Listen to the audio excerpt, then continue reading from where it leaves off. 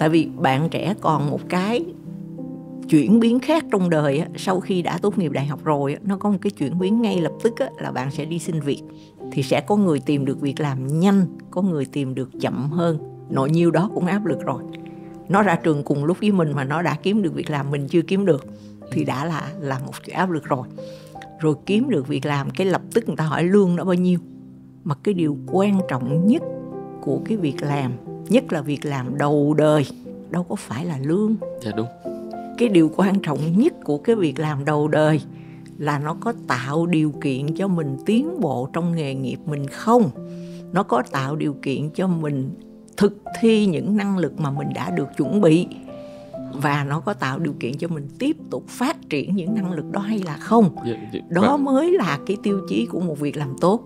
Tại vì một lần nữa mình cứ làm cho tuổi trẻ hiểu rằng là thế giới này là đồng phục. Thế giới không phải là đồng phục. Cái sự đồng phục đó là giả tạo, là ảo. Đi làm thiệt một cái, thực chất một cái nó hết đồng phục liền à.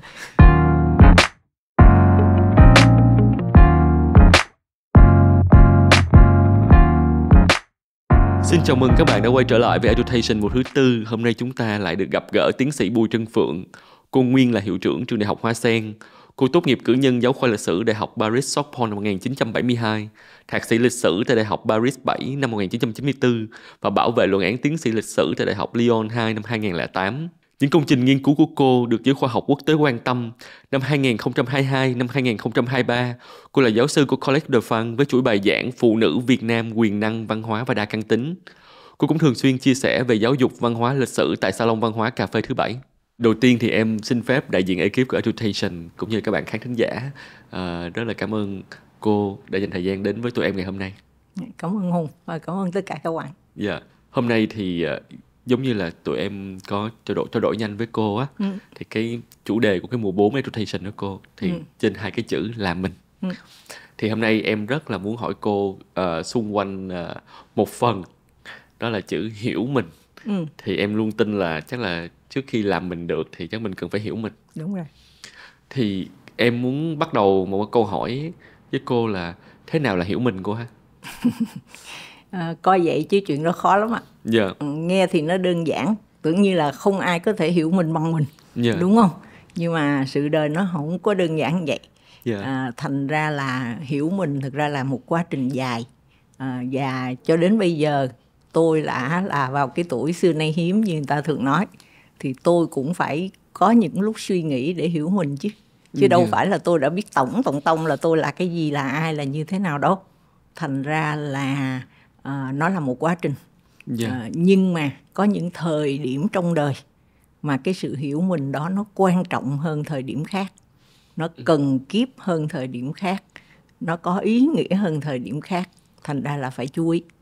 Thí dụ như cái lứa tuổi mà các bạn đã đặt vấn đề với tôi á, tức là tuổi vừa rời trường đại học chẳng hạn, thì đó là một trong những cái thời khắc của cuộc đời mà người ta nên suy nghĩ lại để tìm cách hiểu mình sâu hơn một chút.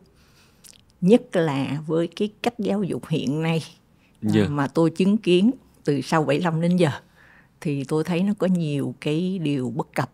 Và chính những điều bất cập đó làm cho người ta không có tự hiểu mình. Rồi một mặt khác nó lại có cái kêu bạn trẻ gọi là trend đó, là người ta cứ hỏi tôi là ai một cách rất là da diết và thống thiết. thì những tiếng vọng đúng không cô? Thì là nó càng gây rối nhiễu, nó càng làm cho bạn trẻ hoang mang là thực ra tôi là ai rồi này kia nọ. Thực ra tôi nghĩ là không có nên lao vào những câu hỏi triết lý cao siêu quá về tôi là ai, tại sao tôi hiện hữu trên đời với cả của nợ gì đó. Thì cái đó nó không phải thực sự là hiểu mình đâu. Hiểu mình nó phải đi từ những điều rất cụ thể kìa. Tại vì nói sao ta, tức là trong cái giáo dục mà tôi cảm thấy là tôi đã được thụ hưởng cái thời tôi còn nhỏ rồi lớn lên, rồi những thế hệ trước tôi hay là cùng với tôi, kể cả sau tôi một bước, thì tôi vẫn thấy là người ta được chuẩn bị tốt hơn để vào đời. Người ta được chuẩn bị từ giáo dục của gia đình, nhà trường, xã hội để vào đời. Người ta có những bước đi từ từ để làm người lớn. Còn bây giờ hình như là nó bị mất những cái bước chuẩn bị đó. Những chuyện đơn giản đi. Ví dụ như hồi xưa bắt đầu vô trung học nghĩa là mới có 11 tuổi, học lớp 6. Thì ở trong trường thầy cô đã gọi học sinh bằng các anh chị. Trong khi ở tiểu học thì thầy cô gọi các em.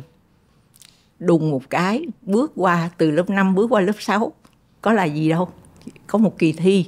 Hồi đó có một kỳ thi khó lắm, kỳ thi khó nhất của miền Nam.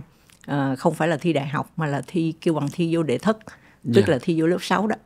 Thì hễ thi đậu thì vô đệ thất trường công, tức là lớp 6 trường công.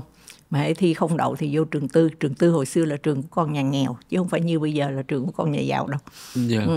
Thì nhưng mà trường công trường tư gì thì thầy cô cũng gọi học sinh là các anh chị. Thay vì mới trước kỳ nghỉ hè mình còn được gọi là các em, đúng không? Đụng cái 11 tuổi mặc áo dài được gọi là các anh chị.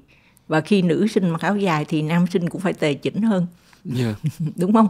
Thì đó, thì người ta tập dần dần cho đứa trẻ làm người lớn. Còn bây giờ tôi cảm thấy nhiều bạn đã là sinh viên rồi vẫn còn đợi mẹ gọi thức dậy đi học rồi này kia chẳng hạn.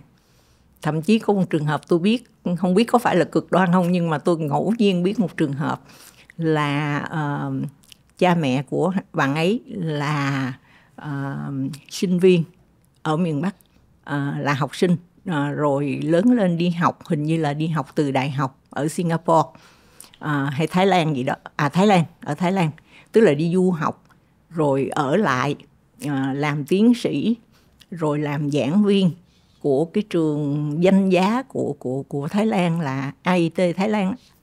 AIT thì trường rất danh giá, giảng viên của trường đó lên đến vị trí cũng cao. Nhưng mà rồi phụ huynh như vậy, đâu phải là phụ huynh không có trình độ, nhưng mà con em của phụ huynh đó khi đi du học bên Mỹ, từ Thái Lan qua bên Mỹ là rất là xa. Thế mà ba mẹ phải gọi điện thoại đi đánh thức con dậy để đi học cho kịp giờ đi học ở bên Mỹ. Thì tôi hơi bị kinh hoàng, thực sự là như vậy. Tôi không biết trường hợp đó có cá biệt hay không. Tôi sợ rằng không cá biệt cho lắm. Vì tôi nghe câu chuyện đó không phải chỉ một lần. Thành ra khi mà người ta chậm lớn như thế, có thể là về mặt trí tuệ các bạn ấy vẫn là những sinh viên xuất sắc ở nhà trường, vẫn lấy được bằng này bằng nọ bằng kia. Nhưng mà đó, cái tự chủ trong cuộc sống cá nhân ở những điều đơn giản bình thường như thế, ăn gì, đi ngủ giờ nào, mấy giờ thức dậy để kịp làm những công việc cần thiết trong đời. Mà nếu như đến tuổi đó còn đợi phải nhắc từ xa nữa, nhắc online mới sợ. Thì đó, thành ra tôi nghĩ rằng nếu chưa được gọi là cuốn rúng, chưa được cắt lìa đó thì lúc đó phải chăng lúc tốt nghiệp đại học, người ta gọi là ra đời, thì phải chăng là cái thời điểm hoặc bây giờ hoặc chẳng bao giờ mình cắt lìa cuốn rúng đi, mình bớt phụ thuộc gia đình đi. Không phải chỉ là tài chính mà là rất nhiều chuyện khác. Tài chính không đáng lo, nghĩa là phụ thuộc về tài chính khi mình mới vừa ra trường, chưa tự lập được ngay thì cũng không phải là cái gì quá đáng. Mặc dù cách nào đó thì cũng nên tham khảo cách làm của phương Tây, là 18 tuổi là người ta bị ném ra đường rồi. Có cái hay, cũng có cái dở, không phải không có đâu. Nhưng mà về cơ bản người ta được tạo điều kiện để trưởng thành hơn. Trước khi đi tiếp trên cái chủ đề là hiểu mình nữa cô, thì con cũng tò mò, con muốn hỏi là về cái năm đệ thất thì cái ý tưởng quan trọng nhất á, cho cái chuyện là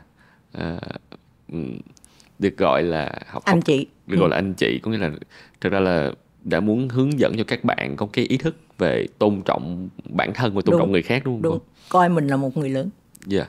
Thì con lại tò mò tiếp là tại sao cô giải thích là cái kỳ thi mà từ vào cái lớp đệ thất đó là kỳ thi khó hơn kỳ thi đại học. Thực ra thì nó là cung cầu thôi. Tức là lúc đó là lúc tôi đi học đến năm mà phải thi đệ thất á, thì là năm 60, tức là mới hết chiến tranh không lâu. Thì cái nhu cầu sau hòa bình là người ta cho con người ta đi học. Có quá nhiều người muốn đi học, mà trường lớp thì chưa có xây kịp. Đơn giản là vậy thôi, cho nên nó có ít chỗ mà đông người muốn học. Ít chỗ, thì kỳ thi nó đâm ra khó thôi. Dẫu qua tới cấp 3 vào đại học thì thật ra cái số lượng người nó bớt lại rất nhiều. Đúng rồi đúng không cô? Nó bớt lại rồi. Dạ rồi. Và lúc đó thì thời gian cũng sau chiến tranh cũng lâu, thành ra người ta có thời gian để xây dựng, để làm này kia. Dạ, con quay lại với cái câu hỏi của con là như vậy thì thế nào mình gọi là hiểu mình cô? Hiểu mình tức là đó, tôi muốn nói trở lại là hiểu mình thì đừng rơi vào cái bẫy của cái câu hỏi vời vợi xa là tôi là ai một cách dây dứt và ráo riết ha. Hay là rơi vào cái bẫy của bây giờ người ta hay nói là lập kế hoạch cuộc đời. Yeah. Tức là sau khi anh ra trường mấy năm thì anh lên trưởng phòng, mấy năm thì anh lên cấp này cấp kia cấp nọ, anh lập kế hoạch và anh phấn đấu để đạt kế hoạch. Người ta dụ dỗ thanh niên như vậy. Tôi hay nói cái đó là dụ dỗ. Dụ dỗ để bán gì không biết, bán khóa học, bán gì đó không biết. Nhưng mà thực ra thì không có thể lập kế hoạch cuộc đời như vậy được. Đã vậy còn lập kế hoạch chừng nào kết hôn nữa chứ làm sao mà lập kế hoạch chuyện đó được. Thật ra lập kế hoạch đó là một cái mong muốn được kiểm soát đúng không cô? Bởi vậy nhưng mà mình không có kiểm soát được. Và đó không phải là chuyện quan trọng nhất để mà kiểm soát. Yeah. Thì cho nên là hiểu mình đối với tôi đó là hiểu những điều rất cụ thể như vậy đó. Tức là hiểu mình tự chủ tới đâu. Mình biết, hồi xưa người ta nói là học ăn, học nói, học gói, học mở. Thì bây giờ mình đã biết ăn chưa? Mình đã biết thở chưa? Cứ mình đụng đến cái gì thì mình thấy hình như mình chưa biết, hoặc mình biết còn rất lơ mơ. Mình biết quan tâm đến bản thân mình chưa? Đến cái cơ thể của mình chưa? Sức khỏe của mình chưa? Hay là mình xả láng? Tức là mình muốn ngủ giờ nào ngủ, muốn thức giờ nào thức, muốn lướt Facebook tới 12 giờ khuya 1-2 giờ sáng cũng không sao. Hay là gì đó. Thì đại khái là mình đã biết cái gì thuộc về trách nhiệm của mình chưa? Trước hết là cơ thể của mình thuộc về trách nhiệm của mình. Sức khỏe của mình thuộc về trách nhiệm của mình. Cái việc mình đúng hẹn với người khác thuộc về trách nhiệm của mình. Yeah. Đúng không? Thí dụ như mình đi học mình biết cái giờ đó là giờ phải đến lớp thì mình làm sao đó để mình đến lớp chứ. Rồi vân vân. Hồi xưa đó thì người ta mà hồi tôi nhớ là sau 75 một số năm thì con tôi nó sinh ra năm 88 thì tôi nhớ là tôi vẫn còn cố gắng là nó đi học tiểu học là tôi đã cho nó đi xe đạp đến trường rồi. Yeah. Và nó bắt đầu vô trung học cơ sở là nó hoàn toàn là phải đi xe đạp đến trường. Thì bây giờ nhiều phụ huynh sẽ không dám làm như vậy và tôi cũng hiểu họ, tại vì bây giờ nó nguy hiểm hơn hồi xưa. Thành ra được cha mẹ đưa đón rất là lâu. Đến đại học vẫn còn được cha mẹ đưa đón. Tôi còn nhớ cái cảnh mà nhìn phụ huynh ngồi gác lên xe gắn máy chờ con ở trước cổng trường Đại học Hoa Sen. Nhìn rất là đau lòng cho phụ huynh và cho các bạn trẻ nữa. Tại vì các bạn trẻ mà vẫn phải ngồi sau lưng phụ huynh để đi đến trường học đại học thì nó có cái gì đó thê thảm lắm theo cách nhìn của tôi. Hơi sai đúng không? Quá sai luôn. Đó thì thành ra nếu cho đến khi mình tốt nghiệp đại học mà mọi cái phụ thuộc đó nó chưa chấm dứt thì phải chăng là mình nên bắt đầu bằng chủ động chấm dứt những sự phụ thuộc đó đi. Yeah. Chứ hồi xưa người ta đi bộ đến trường nếu người ta chưa có chiếc xe đạp. Hồi tiểu học tôi đã đi bộ đến trường rồi. Thì đúng không? Mà khi mình đi bộ là mình phải làm chủ cái chuyện đi đến trường của mình, phải biết băng qua đường, phải biết này, biết nọ, biết kia, biết nhiều thứ lắm. Thì đó, thì bây giờ có rất nhiều thứ người ta không biết. Thì có phải chăng là đầu tiên mình nên biết những cái đó, biết coi mình tự làm được những chuyện đó đến mức độ nào. Biết những điều cơ bản đúng không cô? Đúng rồi. Để sống một cách bình thường như một con chim nó được mẹ nuôi khi nó mới nở từ cái trứng. Nhưng mà đến thời gian nào đó thì con chim mẹ nó hất con chim con ra khỏi tổ chứ. Nó phải biết tự bay chứ. Đó, thì tốt nghiệp đại học rồi, mình đã tự đi trên đôi chân của mình chưa? Thì mình nên bắt đầu bằng chỗ đó. Và tự hỏi cái gì mình làm được dễ dàng, thành thạo. Cái gì mình chưa làm được thì bắt đầu học làm đi. Tôi nhớ có một lần tôi phỏng vấn sinh viên. Lúc đó là khi trường Hoa Sen vừa trở thành trường đại học. Thì để chúc mừng trường trở thành trường đại học thì một trường đối tác ở bên Mỹ có tặng cho chúng tôi một số học bổng để sinh viên đi qua bên đó trao đổi sinh viên một học kỳ. Thì chúng tôi chọn sinh viên để đi hưởng cái học bổng đó. Thì nó có vòng sơ tuyển, tất nhiên là tiếng Anh, thì các bạn đã qua rồi. Đến cái vòng cuối cùng chung khảo đó thì là các bạn gặp tôi trực tiếp. Thì có một câu hỏi làm cho một bạn nữ hết sức bất ngờ. Tôi hỏi thí dụ như chiều nay em về nhà mà không có mẹ, không có chị giúp việc, thì em sẽ tự chuẩn bị bữa ăn chiều của em như thế nào? Thì bạn đó suy nghĩ, bạn đó mới là sinh viên năm thứ nhất thôi nha. Nhưng mà tôi nghĩ là tôi cần thiết phải hỏi điều đó, vì bạn ấy chuẩn bị để đi học bên Mỹ. Bạn ấy ngần ngừ một lúc rồi bạn ấy nói là em sẽ nấu mì gói em ăn. Tôi nói được, vậy em nấu như thế nào? Thì em nấu mì gói á cô. Nhưng mà em nấu như thế nào? Em cứ tả tôi nghe là em nấu như thế nào. Thì bạn nói là thì em xé gói mì ra, em bỏ vô nước, cái rồi em bắt lên bếp ga, em bật bếp em nấu. Thì tôi cười tôi hỏi liệu em có biết bật bếp ga không? Đó. Thì nhưng bạn ấy tất nhiên là rớt cái vòng tuyển đó. Nhưng mà một cái bạn mà đã trúng tuyển á, thì tôi cực kỳ hài lòng luôn. Có nghĩa là cùng một thế hệ người ta có thể rất khác nhau. Thì cái bạn mà trúng tuyển á, là chẳng những bạn trả lời suôn sẻ mọi câu hỏi khác của tôi, mà bạn còn trả lời được một câu hỏi mà làm cho tôi bất ngờ, tức là làm tôi bất ngờ thú vị á. Là vì lúc đó, trường Hoa Sen áp dụng cái chế độ gọi là học chế tín chỉ theo kiểu Bắc Mỹ. Sở dĩ chúng tôi phải nói rõ là theo kiểu Bắc Mỹ là bởi vì chúng tôi làm tín chỉ y như là trường đại học bên Mỹ thiệt. Có nghĩa là các bạn có cái quyền chọn lựa rất là lớn. Các bạn có một số tín chỉ bắt buộc phải chọn trong môn core của các bạn, ví dụ thế. Nhưng mà các bạn có một số tín chỉ được chọn trong những môn ABC. Và các bạn có một số tín chỉ được hoàn toàn tự do, muốn chọn gì chọn. Thì đại khái như vậy. Thành ra trước khi mà các bạn chọn môn ở trường Hoa Sen đó lần đầu tiên làm chuyện đó, khi lần năm đại học đầu tiên của nhà trường mà, thì mới áp dụng cái học chế đó. Thì trước khi đó tôi đã phải mở lớp tập huấn cho giảng viên, rồi cho sinh viên mới được tuyển á, để họ biết cách để họ chọn lựa, họ biết cái quyền của họ, cái này kia, để họ sử dụng cái quyền chọn lựa một cách tốt nhất có thể. Thì cái điều đó rất là mới mẻ với các bạn, hoàn toàn mới mẻ. Các bạn vừa vào từ phổ thông vào.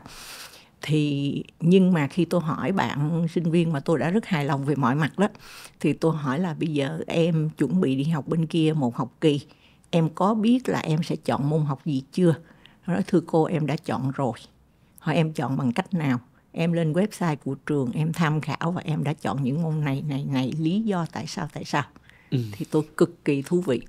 Và tiếp theo đó thì tôi hỏi bạn một câu đáng lẽ là câu hỏi phụ, nhưng mà nó cũng đem cho tôi một kết quả thú vị khác.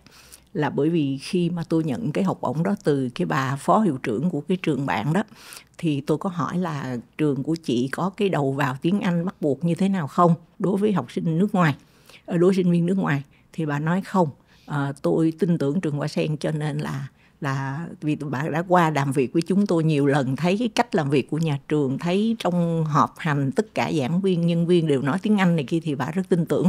Cho nên bà nói là đối với trường Hoa Sen thì trường Hoa Sen đã chọn thì chúng tôi nhận, không có một cái yêu cầu đầu vào nào hết về tiếng Anh. Thế nhưng mà khi bà đi về trường thì hóa ra không phải vậy. Tức là trường nó có quy định mà bà không biết. Tức là bà cũng chủ quan, bà xem như điều đó điều hiển nhiên đúng không? Điều hiển nhiên, cho nên bà nói là sau đó bà viết thư cho tôi, bà nói là tôi xin lỗi, là trường có một cái quy định là phải là điểm TOEIC bao nhiêu gì đấy. Thì do đó khi mà chúng tôi rao với sinh viên á, thì chúng tôi chưa có rao là cái đầu vào tiếng Anh phải như thế nào hết, mà chỉ là qua tuyển chọn của trường Hoa Sen thôi. Và chúng tôi khẳng định với các bạn là trường Hoa Sen đã chọn, là trường bên kia sẽ chấp nhận. Thì khi tôi muốn chọn cái bạn nam đấy rồi, tôi mới nói với bạn là tôi xin lỗi em, nhưng mà có một thông tin chúng tôi mới nhận được là bây giờ các bạn phải có TOEIC bao nhiêu đó. Thì nếu quy định của trường bên kia là như vậy thì em có khó khăn gì hay không? Thì một lần nữa tôi bất ngờ về câu trả lời là thưa cô, cái khó khăn duy nhất của em là em sẽ không có tiền đóng lệ phí thi. Thì tôi nói ok, em yên tâm, trường sẽ tài trợ cho em cái lệ phí thi đó. Và tôi thú vị mà thấy rằng chúng tôi đã cố tình không tuyển chọn trên yếu tố tài chính. Chúng tôi chỉ chọn sinh viên xứng đáng về năng lực. Bởi vì tôi biết là mình mới là năm thứ nhất đầu tiên của mình. Nếu mình chọn đủ nhiều điều kiện quá thì nó khó cho các bạn, mình sẽ không đủ cái số học bổng mà mình có, tại số học bổng mình có cũng nhiều.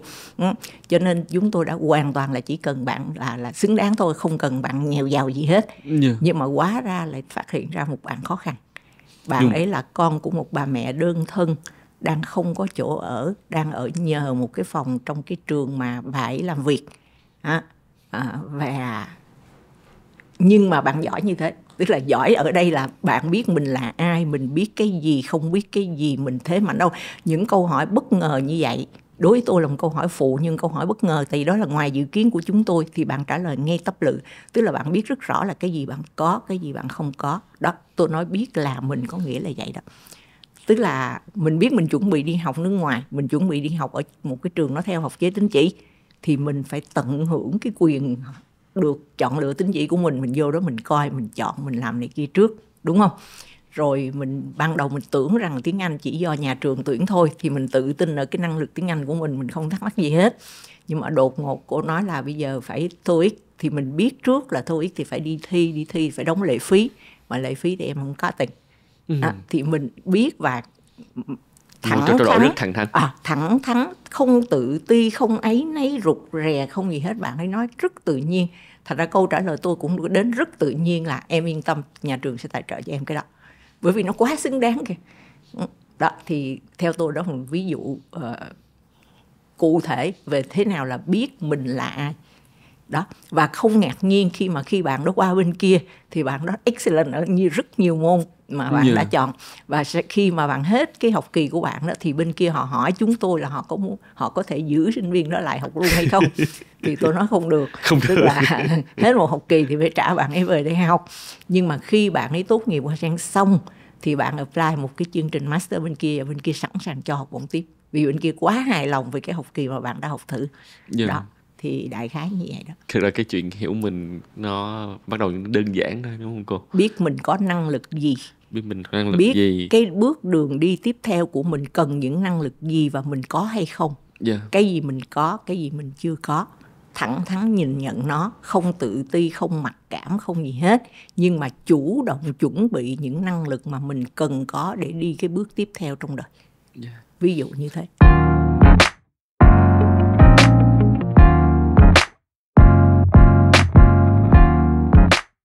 Em nghĩ là sẽ thật ra rất là khó khăn cho những bạn trẻ bây giờ. Đúng. Mà một phần không phải lỗi tại các bạn. Tôi biết một phần không phải lỗi tại các bạn, mà lỗi tại nền giáo dục. Kể cả giáo dục nhà trường. Bởi vì cái nhà trường hồi chúng tôi học á, nó bình thường lắm. Có nghĩa là gì? Có nghĩa là trong lớp có người học giỏi, có người học trung bình, có người học yếu, có người học giỏi môn này mà kém môn kia. Ví dụ hồi đó tôi giỏi rất nhiều môn, nhưng mà tôi luôn luôn đứng bét lớp môn thể dục. Thì các bạn đều biết là nó kém môn đó, và tôi cũng biết là tôi kém môn đó. Thành ra cái môi trường nhà trường bình thường lành mạnh như vậy đó, nó cho phép người ta biết mình mạnh chỗ nào, yếu chỗ nào, mình giỏi cái gì mà dở cái gì. Đúng không? Đó. Thành ra còn bây giờ á, thì một lớp 50 học sinh thì hết 58 em, hết 48 em là tiên tiến. Rồi đâu phân nửa lớp là xuất sắc gì đó. Thì nó không còn cái trật tự nào nữa hết. Và những cái nhãn hiệu đó nó trở thành hoàn toàn vô nghĩa. Nó không có cho học sinh biết cái gì về bản thân mình hết.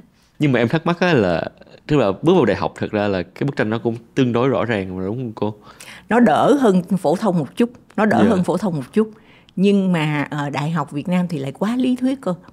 Tức là chỉ đo lường cái hiểu biết về gọi là chuyên môn, các môn học của các bạn thôi. Trong trường hợp tốt nhất nha, trong trường hợp tốt nhất thì là các bạn được phản hồi về cái trình độ học vấn của mình, cái trình độ chuyên môn học hiểu của mình.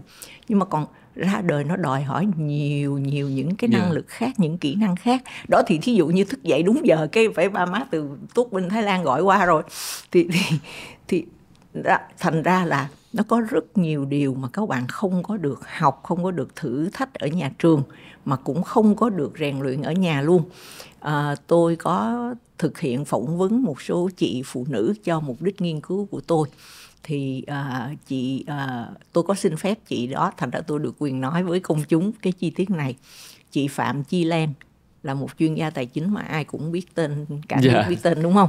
Thì chị ấy xuất thân gia đình, đời ông nội của chị ấy trở về trước là quan lại.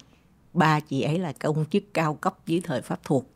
Thì chị ấy kể cho tôi nghe, tức là gia đình chị khá giả, không có gì nghèo khổ hết. Thì nhưng chị kể tôi nghe là năm chị 8 tuổi nha, con gái 8 tuổi thì đã được mẹ dạy là quản lý tiền chợ hàng ngày của gia đình như thế nào.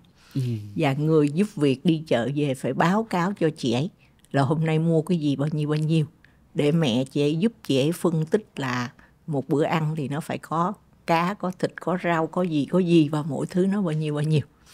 Thì khi tôi nghe, bình thường chị ấy không có nhu cầu đi chợ cho gia đình, nhưng mà chị ấy được học để biết quản lý tiền bạc, biết này biết nọ biết kia. Thì tôi mới nhớ lại là gia đình tôi thì khiêm tốn hơn nhiều gia đình nhà giáo bình thường thôi. Bình thường nhà tôi không nghèo, nhưng mà năm tôi 10 tuổi thì đột ngột có một cái điều biến cố trong nhà, cho nên là ba tôi không có đi làm được. Thành ra là nhà tôi mất một cái trụ cột kinh tế, cho nên là nó sa sút kinh tế một cách đột ngột. Thì tôi nhớ là chị em tôi 11, 12 tuổi là đã đi chợ cho cả nhà rồi. Lần đầu thì đi với người lớn, rồi từ lần thứ hai, thứ ba là tự đi một mình, và sau đó là tự quản lý tiền chợ một cách bình thường cho cả gia đình. Mười mấy tuổi người ta biết làm chuyện đó rồi. Thật ra khi người ta mấy tuổi, chuyện đó trở thành chuyện quá dễ dàng, quá đơn giản rồi.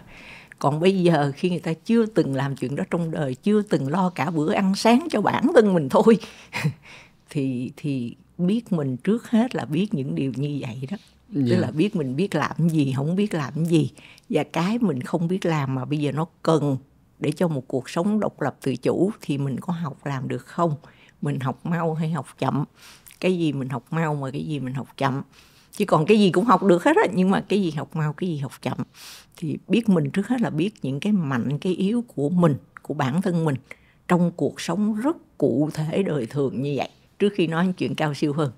Nhưng mà cái mạnh, cái yếu, cái mạnh, cái điểm đang tốt, điểm chưa được tốt của mình đó cô. Nhưng mà nếu mà đặt trong cái bối cảnh của các bạn ngày nay thì thật ra rất là áp lực. Vì các bạn sẽ được phủ bởi rất là nhiều mạng xã hội, rất là nhiều thông tin.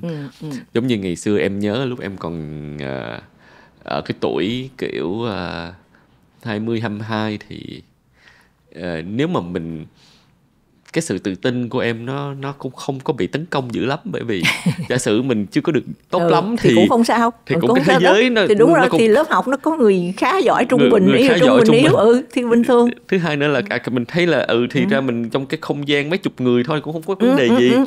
Nhưng bây giờ thì lên mạng thấy mọi người thành công sớm quá, mọi người kiếm được nhiều tiền sớm quá, rồi mọi người sẽ hay được tập trung nói là chỉ cần tập trung giỏi cái này thôi, không cần giỏi cái khác. Thì thật ra cái cảm giác của em á, khi em đứng ngoài em nhìn em có hai cảm giác. Một là các bạn bây giờ áp lực ghê. Thứ hai nữa là có cảm giác là cái thước đo nó có vẻ nó hơi đơn điệu và hơi nguy hiểm. Nguy hiểm. Dạ, trong cái thước đo nó cần đa dạng hơn. Đúng rồi. Đó thì ngày xưa người ta đi học, ta học đủ các môn, cho nên ta biết là người ta có thể vừa giỏi toán vừa giỏi văn. Nhiều người chỉ giỏi toán mà không giỏi văn, và hay là ngược lại, mà thậm chí người ta có thể vừa giỏi toán vừa giỏi văn nhưng mà ta rất dở thể dục, hay là rất dở môn vẽ, hay là rất dở gì đó. Thì ngược lại có người ta cực giỏi môn vẽ thì người ta vẫn đứng nhất lớp môn vẽ được, không sao cả. Thì đại khái là hồi xưa nó bình thường hơn. Bây giờ nó bị méo mó, nó bị biến dạng bởi cái xu thế mà theo tôi là xu thế sai của thời đại.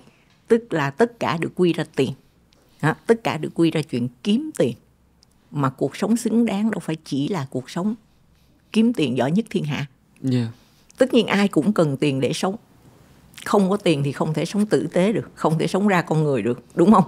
Thiếu thốn thì không thể sống ra con người được. Nhưng mà khi mình đã vượt cái ngưỡng đủ sống đó rồi á, thì nó còn nhiều thước đo khác trong đời chứ. Sao chỉ có tiền đó?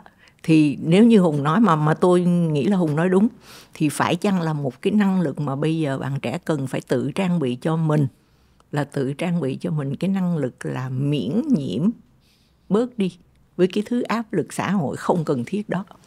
Mình không so mình với Facebook thì có chết thằng Tây nào không? Đúng không? Cái đó nó do nơi mình. Tại vì bạn trẻ còn một cái chuyển biến khác trong đời á, sau khi đã tốt nghiệp đại học rồi á, nó có một cái chuyển biến ngay lập tức á, là bạn sẽ đi xin việc. Thì sẽ có người tìm được việc làm nhanh, có người tìm được chậm hơn. Nội nhiêu đó cũng áp lực rồi. Nó ra trường cùng lúc với mình mà nó đã kiếm được việc làm mình chưa kiếm được thì đã là một chuyện áp lực rồi. Rồi kiếm được việc làm cái lập tức người ta hỏi lương nó bao nhiêu.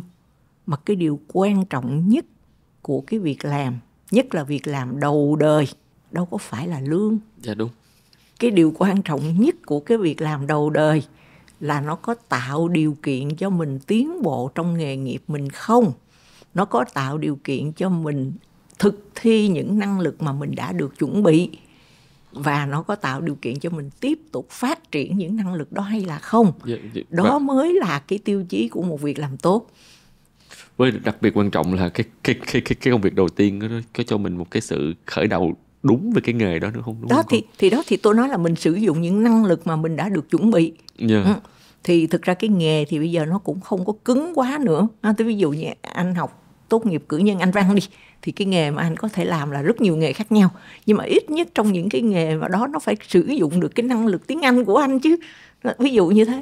Đó thì cái nghề mình đi tìm, cái công việc, nhất là công việc đầu tiên trong đời, thì điều quan trọng nhất không phải là lương. Nhưng bây giờ các bạn cứ so lương không à, thì nó không phải. Rồi nó còn nhiều chuyện khác nữa. Cho nên là tất nhiên nó cũng có hoàn cảnh gia đình này nọ đó. Thì cái hoàn cảnh gia đình của mình cũng là chuyện mà mình phải biết cho rõ ràng. Mà liệu bạn trẻ có biết hay không? Hồi xưa tụi tôi biết, tụi tôi đi học tiểu học là tụi tôi biết mình là con nhà khá giả hay con nhà nghèo hay con nhà cỡ nào mình biết hết á. Tại vì mình chi tiêu không có giống như các bạn, mình ăn mặc cũng không giống như các bạn hay này kia. Đi lại xe cộ này kia, đứa đi xe, đứa đi bộ, đứa đi xe đạp, đứa đi xích lô tháng, đứa đi này nọ, nó khác nhau. Nên người ta biết cái gia cảnh của mình. Ít nhất mình biết gia cảnh người khác mình không biết, chứ mình biết gia cảnh của mình. Còn bây giờ nhiều bạn là không biết gia cảnh của mình luôn. Tại vì cha mẹ cũng không cho con biết nữa. Cha mẹ con chỉ có cần học mà thôi. Mọi chuyện khác cha mẹ bao tất. Cho nên là cha mẹ nó khó khăn cỡ nào nó cũng không biết luôn. Thì cái khổ bây giờ là vậy đó. Thành ra là các bạn phải biết cách thu hẹp những khoảng cách đó lại. Nếu như từ nhỏ mình chưa có tự chuẩn bị để làm người trưởng thành, thì bây giờ mình nên tự coi đây là một cột mốc trong đời. Và mình bắt đầu tìm hiểu. Khi mình hiểu mình, bao giờ mình không có đứng giữa sa mạc, không có trên trời rơi xuống đất nẻ chung lên. Cho nên mình ở trong một hoàn cảnh gia đình. Thì mình phải hiểu hoàn cảnh cụ thể của gia đình mình, của xã hội mình đang sống, của này kia nọ đủ thứ. Nhưng mà trước hết là đó, thì nếu muốn tập trung hiểu mình đó, thì phải hiểu mình trong bối cảnh, chứ không phải là chỉ hiểu mình một mình. Có một cái cực đoan khác là như nè, là bạn trẻ chỉ biết mình thích cái gì thôi. Chứ không cần biết cái chỗ mình xin làm việc đó người ta đang cần cái gì. Tôi đã từng phỏng vấn nhiều người xin việc, tôi thấy điều đó rất là rõ. Tức là bạn vô là bạn khoe từ đầu chí cuối là em có cái này, em biết cái này, em thích cái này. Mà bạn không hề tìm hiểu là chúng tôi, người tuyển dụng, chúng tôi đang cần một nhân viên biết cái gì. Đó. Thì cho nên khi mình nói biết mình đó, thì phải luôn luôn biết mình trong bối cảnh. Tức là trong bối cảnh gia đình của mình, trong bối cảnh của nơi mình đến apply xin việc. Thì khi mình xin việc thì mình phải biết người ta đang cần cái người biết cái gì. Nhưng mà các bạn có phải là các bạn nhiều khi các bạn có những cái điểm mù hoặc những cái ảo tưởng về cái năng lực bản thân đúng không? Tôi không biết, tùy bạn thôi. Nhưng mà rõ ràng á, là bạn nào mà biết trúng á, biết không phải biết trúng nữa nha, biết trúng cái năng lực bản thân mình á, thì đã khá hơn người khác một chút rồi đó. Tôi có một cái ví dụ khác như thế này, là khi con tôi nó đi học bên Mỹ, thì có một người quen của người quen, cho nên là họ mới nhờ tôi là hỏi giùm coi là con của họ đi học ở một cái bang khác, nhưng mà nó sắp chuyển đến cái bang mà con tôi đang học á, thì nó và đến cái trường mà con tôi đang học luôn. Thì cái người phụ huynh đó hỏi là tôi có thể nhờ con tôi là giúp đỡ cho con của người đó là trong cái bước đầu hội nhập đến cái trường mới đó hay không. Thì tôi nói là để tôi hỏi ý kiến nó, tại vì tôi đâu có áp đặt như thế được. Tôi hỏi thì con tôi nó nhận lời. Nhưng mà sau đó 1 tháng á, thì nó gọi điện thoại, nó nghĩa là gọi về cho tôi á, nó nói là mẹ ơi con chịu thua, con không giúp được bạn ấy. Thì tôi hỏi sao vậy? Nó nói là tại vì mẹ bạn ấy có những yêu cầu kỳ cục quá, không có làm được. Là tức là cái bạn kia đó là bạn đi học, suốt thời gian bạn học phổ thông ở Việt Nam á, là mẹ bạn sắp xếp kiểu gì không biết, nhưng mà bạn luôn luôn là tiên tiến xuất sắc gì đó, điểm nào của bạn cũng top hết tất cả các môn. Thì giống như bây giờ tôi nói một lớp 50 người hết 48 người tiên tiến vậy đó. Đó thì cái môn nào bạn cũng top xuất sắc hết. Thành ra bây giờ bạn đến bạn học một cái trường đại học Mỹ theo học chế tín chỉ, mà bạn muốn là tất cả các môn của bạn đều A+ hết thì con làm sao được.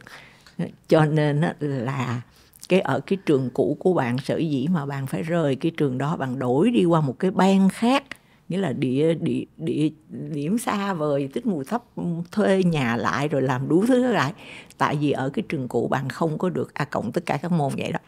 Cho nên bây giờ bạn chuyển đến trường này, mẹ bạn cũng expect rằng là, cũng mong đợi rằng là bạn sẽ trở lại A+ như là hồi bạn ở Việt Nam. Thì thua. Không, tôi nói đâu có ai làm được như vậy đâu, mấy bạn Mỹ cũng không làm được, mà không ai làm được vậy hết. Mà cái đó không phải là mục đích.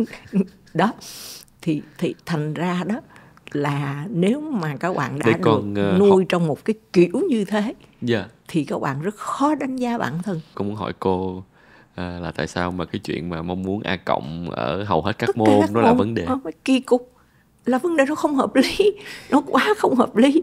Tại vì người ta có thể giỏi môn này mà dở môn kia đó, tôi nói đó, thậm chí người ta giỏi rất nhiều môn, nhưng mà cũng có những môn nó hoàn toàn khác, nó đụng đến những cái phẩm chất, những cái năng khiếu hoàn toàn khác biệt.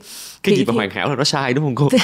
Không phải, nhưng mà với lại mình đã học trong nước, mình được như vậy, cái kết quả đó đã chắc gì là thực chất. Với cái kiểu trường học của Việt Nam thì cho phép tôi nghi ngờ đi. Thì bây giờ ra đến nước ngoài là cái chỗ mà nó ngoài tầm tay với của phụ huynh mà phụ huynh vẫn muốn thao túng xã hội, thao túng toàn cầu như thế thì làm sao mà được. Em thì em nghĩ rằng mong muốn đó là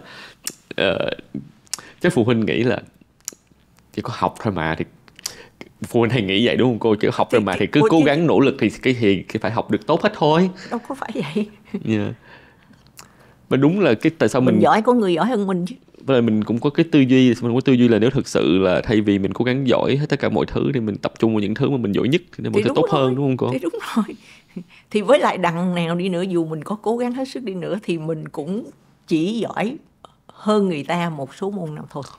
Còn những môn khác mình phải bằng người ta hoặc thua người ta chứ. Đó thì cái đó nó không có bình thường một chút nào hết á. Rồi bây giờ mình đi làm việc thì ta lại đòi hỏi những cái năng lực hoàn toàn khác. Bắt đầu bằng cái năng lực biết lắng nghe và hiểu người khác nói gì. Thì rất nhiều trường không có dạy cái môn communication. Hoặc là dạy nó theo một kiểu không đúng. Dạy đúng á, tức là dạy cho người học hiểu rằng là communication, giao tiếp là chuyện giữa hai người. Cho nên nó có bên này và bên kia. Và cái thông điệp mà tôi phát ra thì bên kia người ta sẽ nhận được, không phải easy bond như là từ lúc tôi phát ra.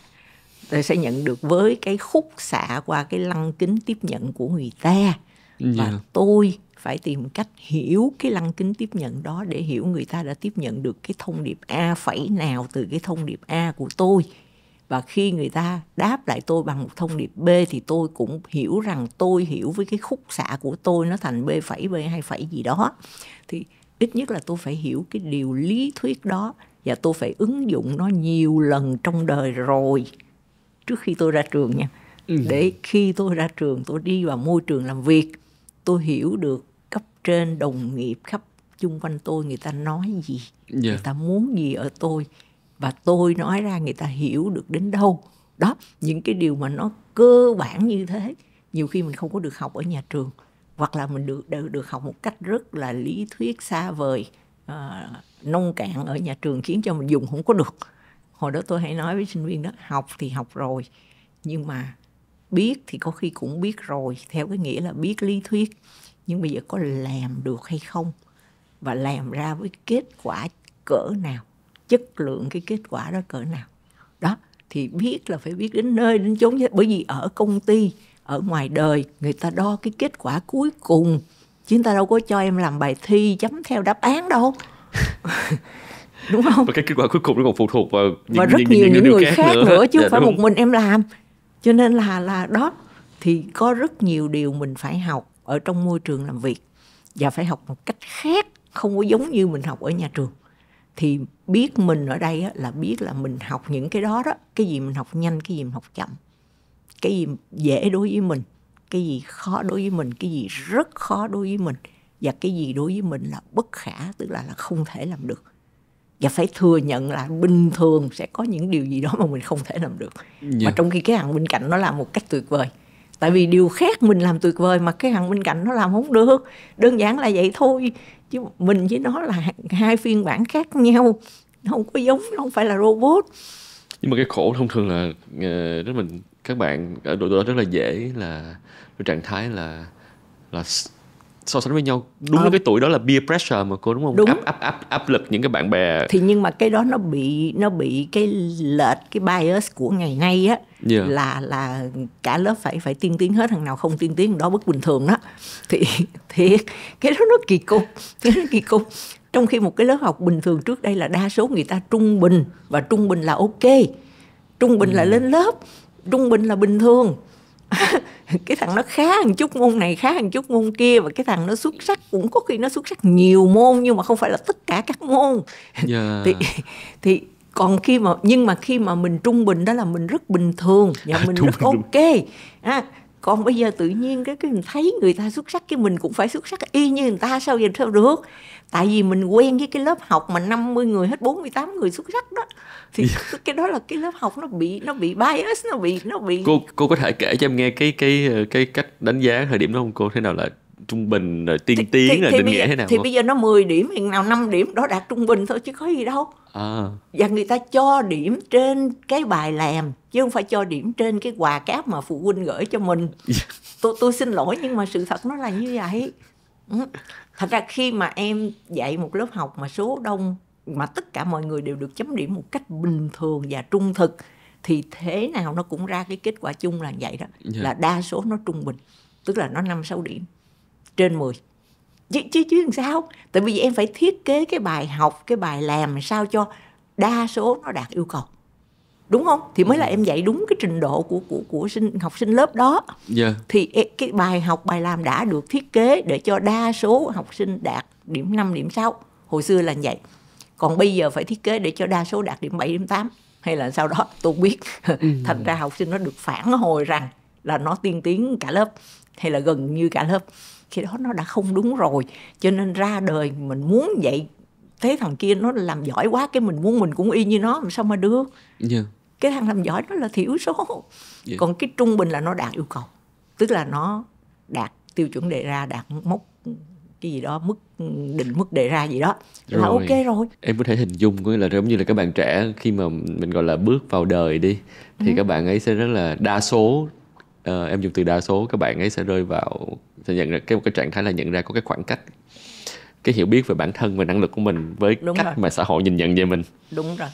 Thì lúc đó cái việc mà một bạn trẻ nên làm lúc đó là gì cô? Là đủ lý trí và đủ dũng cảm để hiểu rằng cái môi trường học mà mình đã trải qua đó là một môi trường giả tạo về mặt đánh giá. Bởi vì không có một cái trường học bình thường nào mà đa số học sinh là tiên tiến hết á. Đa số học sinh là đạt yêu cầu thì nó mới bình thường. Vô đại học chắc cũng ít hơn, giảm nhiều rồi cô. Giảm nhiều. 8 phẩy này nọ lên chắc ít rồi. Giảm nhiều, nhưng mà đâu đó vẫn còn cái tư tưởng đó, cho nên mới có cái bà mẹ muốn con A+ ở tất cả các môn đó. Thì bởi vì ở Việt Nam bà đã làm được như vậy. Tôi nói bà đã làm được mà tôi không nói là bạn sinh viên đã làm được, bởi vì thực sự là tôi không tin. Vậy thì bây giờ trở lại đó là công ty, thì mình phải tập, trở lại câu hỏi của Hùng đó là bạn trẻ phải làm gì? Bạn trẻ phải đủ lý trí, tỉnh táo và đủ dũng cảm để thấy rằng mình thoát ra khỏi cái thế giới ảo đó đi. Mình sống thế giới thật đi. Thì thế giới thật là thế giới mà làm để đạt yêu cầu đã hụt hơi rồi. đã mệt lắm rồi. Tại mình là junior, mình là mới vô thì mình phải đang học việc mà, thì mình ráng hết sức của mình làm đạt yêu cầu là tốt lắm rồi. Chứ sao mình xuất sắc được? Tất nhiên cũng có trường hợp mới ra nó đã xuất sắc, nhưng mà cái đó là rất thiểu số, cái đó là rất là ngoại lệ, chứ không thể là phổ biến được. Thành ra khi mình thấy trên Facebook hay bất kỳ ở đâu có bạn nào đó bạn ngoại lệ như thế thì mình chấp nhận rằng bạn đó là ngoại lệ. Mình bấm theo dõi thì mình thích theo dõi thì mình cứ theo dõi. Nhưng mà nếu mình thấy mình theo dõi mình cũng không học được gì thì thôi, tại sao phải mất thì giờ ngắm nghía bạn đó hoài. Thay vì mình để cái thì giờ đó mình cải thiện năng lực của bản thân mình để mình ngày hôm sau tốt hơn mình ngày hôm trước một chút là đã tốt lắm rồi. Thì tại sao mình phải soi mình với người khác? Mình soi mình với cái yêu cầu công việc, với cái lợi ích của công ty, với cái chuẩn đầu ra, cái sản phẩm mà công ty phải hoàn thành để đưa ra xã hội cho nó có giá trị thực chất. Mình soi mình với những cái đó, chứ sao mình phải soi mình với cái người khác để làm gì? Em hiểu cái ý của cô về cái chuyện là tỉnh táo nè, lý trí nè, rồi dũng cảm nè. Đúng rồi. Thật ra cái tỉnh táo và cái trí nó quan trọng lắm. Đúng. Mình bàn hai yếu tố đó trước nha cô. Tại vì thì thông thường thì các bạn không biết các bạn có dễ rơi vào trạng thái ngộ nhận là mình chưa được trọng dụng, mình chưa được đánh giá đúng, và cái môi trường này nó không có phù hợp với mình. Thay vì các bạn nghĩ là có thể mình đang chưa đáp ứng với yêu cầu công việc thiệt. Đúng rồi. Mà không phải lỗi tại mình. Tại mình mới thì mình chưa đáp ứng yêu cầu công việc, mình phải biết tại sao. Cái độ vên nó chỗ nào. Khi mình học đó mình bị thiếu cái gì? Cái học của mình nó lý thuyết quá chăng? Hay là cái học của mình nó thiếu chú ý đến một số chiều kích nào đó của thực tế ngoài đời? Ví dụ như là mình học một cái phần mềm mà bây giờ người ta không còn dùng nữa, bây giờ thì dùng phần mềm khác, thì nó có những cái tiến bộ của công nghệ mà cái hồi mình học chưa theo kịp, thì bây giờ mình đi học cái phần mềm mới, có gì đâu, phải tự học hoài mà. Thì đáng lẽ mình phải được trang bị cái ý thức đó, là học suốt đời. Cho nên mình ra mình thấy cái gì mới thì mình học đó. Thì đó, và lúc đó mình mới tự đánh giá mình một cách tỉnh táo nhất, là mình học cái gì nhanh mà mình học cái gì chậm. Thì tức là thế mạnh và chỗ yếu của mình là ở đâu, đó là vậy đó.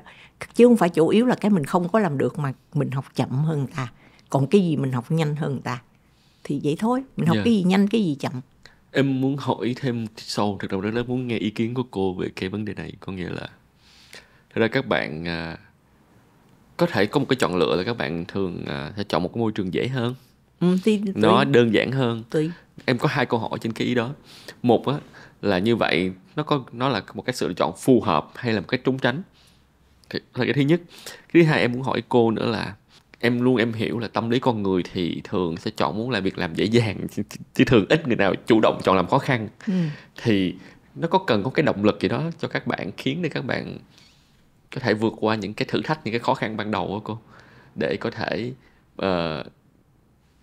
làm giảm đi cái khoảng cách, giảm đi cái độ vên giữa cái năng lực của các bạn hiện tại và cái nhu cầu công việc. Chọn việc làm dễ, môi trường dễ là phù hợp với ai và không phù hợp với ai. Một lần nữa đó là biết mình. Tức là nếu mình tự biết bản thân mình là người hay sợ, nhút nhát, không có dám liều cho lắm, sợ bị người ta phê bình, sợ bị người ta nói mình làm sai, sợ này sợ kia, sợ nọ, sợ nhiều thứ, thì có khi chọn môi trường dễ một chút, thuận lợi một chút, đòi hỏi không cao một chút là cái bước đầu phù hợp với mình. Đó, ăn thua là mình biết mình nữa. Một lần nữa là mình biết mình đi. Hồi nhỏ mình không có chọn trường do cái giáo dục sai lầm của cha mẹ, chứ đáng lẽ cha mẹ phải cho con tham gia vào cái việc chọn trường chọn lớp từ khi nó còn nhỏ, từ càng ngày nó càng có quyền rộng hơn. Tôi hồi đó hay hỏi sinh viên là bạn đã tự ý chọn trường Hoa Sen hay là ba mẹ bạn chọn? Thì bao giờ cũng có 3 loại hết đó. Cũng có cái loại mà nó chọn nhưng mà ba mẹ nó ban đầu không thích, có cái loại mà cả cha mẹ và con cùng thích, và có cái loại mà chỉ có con thích nhưng mà ba mẹ không thích, hay là chỉ có ba mẹ thích mà con không thích. Tức là bao giờ nó cũng có nhiều loại vậy đó. Thì bây giờ là lúc mà cha mẹ không có chọn được nữa nè. Khi mình đi chọn việc làm là nhưng mà cũng có nhiều người cũng làm theo sắp xếp của cha mẹ luôn. Đi chọn việc làm cũng làm theo sắp xếp của cha mẹ luôn. Thì tôi giả định là trường hợp là bạn chọn đi, thì bạn chọn chỗ dễ, chỗ thuận lợi một chút, ít đòi hỏi cao. Nếu như cái tính bạn là phải từ từ mà tiến, chứ đòi hỏi cao liền một lúc làm cho bạn sợ, làm cho bạn bối rối, làm cho bạn mất tinh thần, làm cho bạn không chịu nổi áp lực, thì bạn chọn cái dễ trước, rồi sau đó từ từ bạn tiến dần lên. Người ta cũng có thể làm cái dễ rồi người ta từ từ, nếu người ta cần cù chịu khó, người ta không có dừng lại tự mãn. Khi mình đã vững bước này rồi thì mình sẵn sàng bước một bước tiếp theo. Còn nếu mình không sẵn sàng thì mình cứ cả đời làm cái việc dễ đó đi, và ăn cái lương vừa phải đó đi, và bằng lòng với cái đó đi, thì mình cũng hạnh phúc được vậy. Thì đúng không? Không có cần phải. Đó là biết mình. Đó là biết mình. Hiểu mình. Vậy thôi. Chứ không phải lúc nào mình cũng phải chạy theo cái khó nhất. Đúng không? Nhưng mà cái mà Hùng hỏi cái động lực nào để mình làm môi trường khó. Thứ nhất là nó có một cái động lực từ bên ngoài, tức là áp lực tài chính của gia đình. Nếu gia đình tôi rất khó khăn, nếu tôi cần việc làm phải lương cỡ này tôi mới lo được cho gia đình, chứ thấp hơn tôi không đủ, thì tôi phải ráng. Và chính vì cái yếu tố tôi hiểu hoàn cảnh gia đình tôi, cho nên tôi mới nói là hiểu mình trong bối cảnh là vậy đó. Hiểu hoàn cảnh gia đình mình nó cần, quá cần, thì mình phải ráng, đúng không? Thì đó là một kiểu áp lực từ bên ngoài. Nó có cái động cơ từ bên trong. Động cơ từ bên trong thì nó tốt hơn, nó bền vững hơn. Bên ngoài là một cái áp lực, mình ráng, có khi mình cũng vượt qua được, rồi mình cũng hài lòng, rồi mình cũng này kia, nhưng có khi mình cũng bị đè bẹp bởi cái áp lực đó. Mà mình cũng dễ bị burn out, đúng không? Cũng dễ kiệt sức. Đúng, kiệt sức. Tại vì đó, nhưng mà nếu nó là áp lực từ bên trong, tức là mình thích sự thách thức, mình thích cái khó, mình liều một chút, mình đúng không? Mình muốn thử một chút, mình muốn với lên một chút. Một lần nữa là biết mình đi, biết mình thuộc cái loại nào. Và như thế nào thì mình sẽ cho ra cái năng suất tối ưu của mình. Dễ quá tôi chán. Nếu như thế, có những bạn như thế, dễ quá tôi chán. Cho nên là tôi không quá làm hết sức, tại vì nó quá dễ, nó quá tầm thường, đúng không? Thì lúc đó bạn đi tìm cái nó khó hơn chút đi, đủ để bạn phải phấn đấu, bạn phải cố gắng, thì bạn mới thấy thú vị, đúng không? Ok, thì đó, biết mình là vậy đó. Nên có nghĩa là nó vẫn quay lại câu chuyện là đúng là biết mình, hiểu mình là quan trọng nhất tạm thời, trong thời gian mà các bạn chưa rõ, các bạn tạm có thể đóng cửa một chút. Đúng rồi. Với những cái peer pressure, áp lực từ bạn bè, áp lực từ xã hội, đúng không? Đúng rồi. Đóng cửa lâu lâu đi. Không cần nhanh đâu. Tại vì một lần nữa mình cứ làm cho tuổi trẻ hiểu rằng là thế giới này là đồng phục, thế giới không phải là đồng phục. Cái sự đồng phục đó là giả tạo, là ảo. Đi làm thiệt cái, thực chất cái nó hết đồng phục liền à. Thành chi cho nên là ngay cả sau này khi mình đã vững vàng rồi thì mình tiến lên bằng con đường của mình, và người ta tiến lên bằng con đường của người ta. Nó khác nhau. Và cũng có những may rủi trong đời nữa, cái đó phải thừa nhận chứ. Nó không có một số mạng nào mà đặt định sẵn tại sách trời là anh Hùng anh sẽ trở thành cái này hay trở thành cái nọ. Nhưng nó cũng có những may rủi trong đời. Có những lúc anh Hùng anh may mắn anh gặp được cơ hội để mà anh thi thố tài năng của anh làm này làm kia làm nọ. Có những lúc tôi ít may mắn hơn, nhưng mà có khi 10 năm sau, 20 năm sau thì lại đến lượt tôi may mắn. Không biết được. Thì đúng. Thành ra nhưng cái chuyện may hay không may đó là chuyện mình không làm chủ được. Nhưng cái chuyện mình làm chủ được là tôi biết cái gì, tôi giỏi cái gì, tôi không giỏi cái gì, tôi biết tôi làm cái gì là vừa sức tôi, cái gì là tôi phải ráng một chút mà tôi có động lực để ráng một chút, cái gì mà tôi phải ráng nhiều nhưng mà tôi vẫn có động lực để ráng nhiều, thì ok. Nhưng mà đó, vấn đề là tôi biết tôi, và tôi bớt nhìn ngang nhìn ngửa đi. Tôi nhìn vào tôi và cái công việc mà tôi được giao nè. Coi thử là giữa tôi và cái công việc tôi được giao đó khoảng cách là ở đâu. Nhưng mà khó thiệt đó cô. Bởi vì tôi nói bớt, tôi đâu có nói không đâu, tôi nói bớt. Khó lắm luôn cô, khó.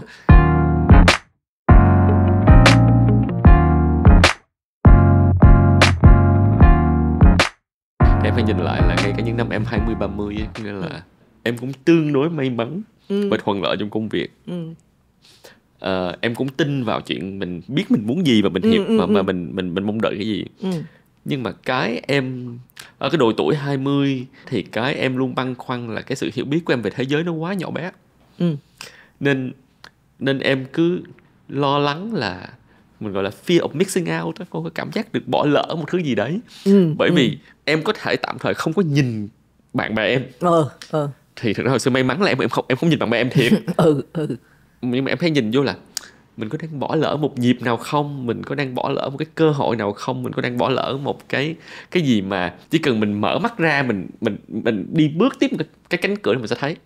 Thì em nghĩ trong những cái thứ mà các bạn ấy phải đấu tranh, đó là cái đấu tranh với cái FOMO á cô, cái cảm giác là liệu rằng mình có bỏ lỡ gì không.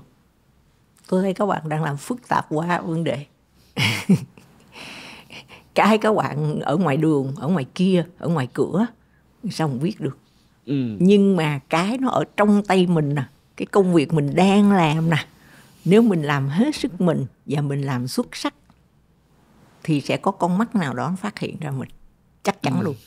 Đừng có sợ không có cái đó. Chỉ sợ mình không đáp ứng được yêu cầu công việc thôi.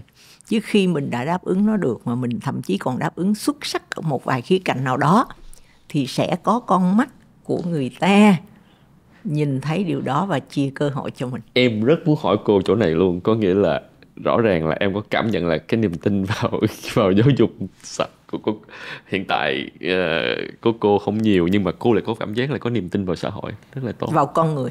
Vào con người. Tại vì cô nãy có cái ý mà cô rất quan trọng cô nói với em, đó là mình cứ làm tốt đi rồi sẽ có một ai đó nhìn thấy. Đúng. Bởi vì sao? Bởi vì có một điều tôi cũng muốn nói với các bạn, khi các bạn gọi là đi xin việc á, các bạn bớt cái tâm thế xin việc đi. Đúng. Đó là một cuộc thỏa thuận. Công ty đang cần người, bạn thì đang cần việc. Hai bên cần nhau mà. Không có ai ban ơn ai hết cả. Chứ không có ai xin ai cái gì, không ai ban ơn cho ai cái gì. Nhưng mà tại vì bạn trẻ quen trong một cái xã hội mà từ cái chỗ học ở trường mầm non đã phải mua rồi, đã phải xin rồi. Mà xin có nghĩa là phải có điều kiện ta mới cho. Thì bây giờ cũng vậy, và thậm chí nhiều bạn đã bước vào chỗ làm cũng bằng một con đường xin cho như thế. Đúng không? Mình nhìn thẳng vào thực tế đi. Thì ngay cả những bạn đó đi nữa, nếu như đó là chọn lựa của cha mẹ các bạn và các bạn không thể cưỡng lại được, thì các bạn cứ tạm chấp nhận đi. Nhưng rồi các bạn hãy đứng trên đôi chân của mình. Hãy cư xử với người sử dụng lao động. Giữa mình và người sử dụng lao động có ký một cái hợp đồng mà. Cái hợp đồng đó thể hiện rằng đó là hai ý chí tự do đã quyết định là làm cái giao dịch này với nhau. Tức là anh trả lương cho tôi để tôi làm một công việc gì đó mà anh cần. Em có nhớ hồi xưa có cái từ nó rất là rõ là thỏa ước lao động. Đúng rồi. Nó gọi là hợp đồng hay thỏa ước gì đó, tức là một cái sự giao kết giữa đôi bên sau một quá trình thảo luận. Đúng không? Tức là anh, khi mà tôi đi đến gọi là phỏng vấn xin việc đó, thực ra là đó là cái cuộc trao đổi một cái hợp đồng. Cho nên là tôi là người đi xin việc, tôi phải hỏi anh là cái công việc của anh cần cái gì. Nếu tôi chưa rõ tôi phải hỏi cho rõ. Cái điều kiện làm việc như nào, nếu tôi chưa rõ tôi phải hỏi cho rõ. Đúng không? Để tôi xem là tôi đáp ứng được cái yêu cầu của anh như thế nào.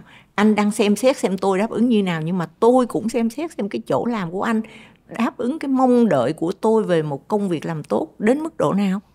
Đúng không? Đó. Thì có thể là tôi tạm cũng đừng có kỳ vọng rằng là nó phải lý tưởng cho mình muốn gì nó có nấy hết thì không được ha. Cái đó phải nỗ lực đạt được.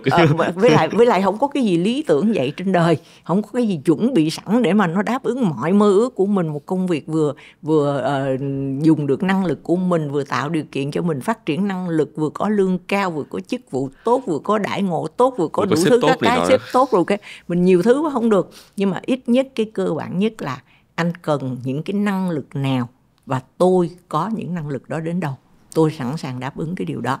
Thì nếu bạn hiểu rằng là công ty là chỗ cần người và bạn là người cần việc, thì tại sao bạn không tin rằng nếu bạn làm xuất sắc thì nhiệm vụ của lãnh đạo công ty là phải phát hiện ra sự xuất sắc đó. Người quản lý ăn lương để làm gì? Người quản lý không phải ăn lương để làm cái công việc cụ thể mà cái người chuyên viên hay người nhân viên đang làm. Nếu mà lỡ người lâu quá người ta không thấy là mình nghĩ được, đúng không cô? Đúng đó. Thì đó là một cái hợp đồng mà hết hợp đồng thì tôi không ký tiếp thì ai làm gì tôi nào.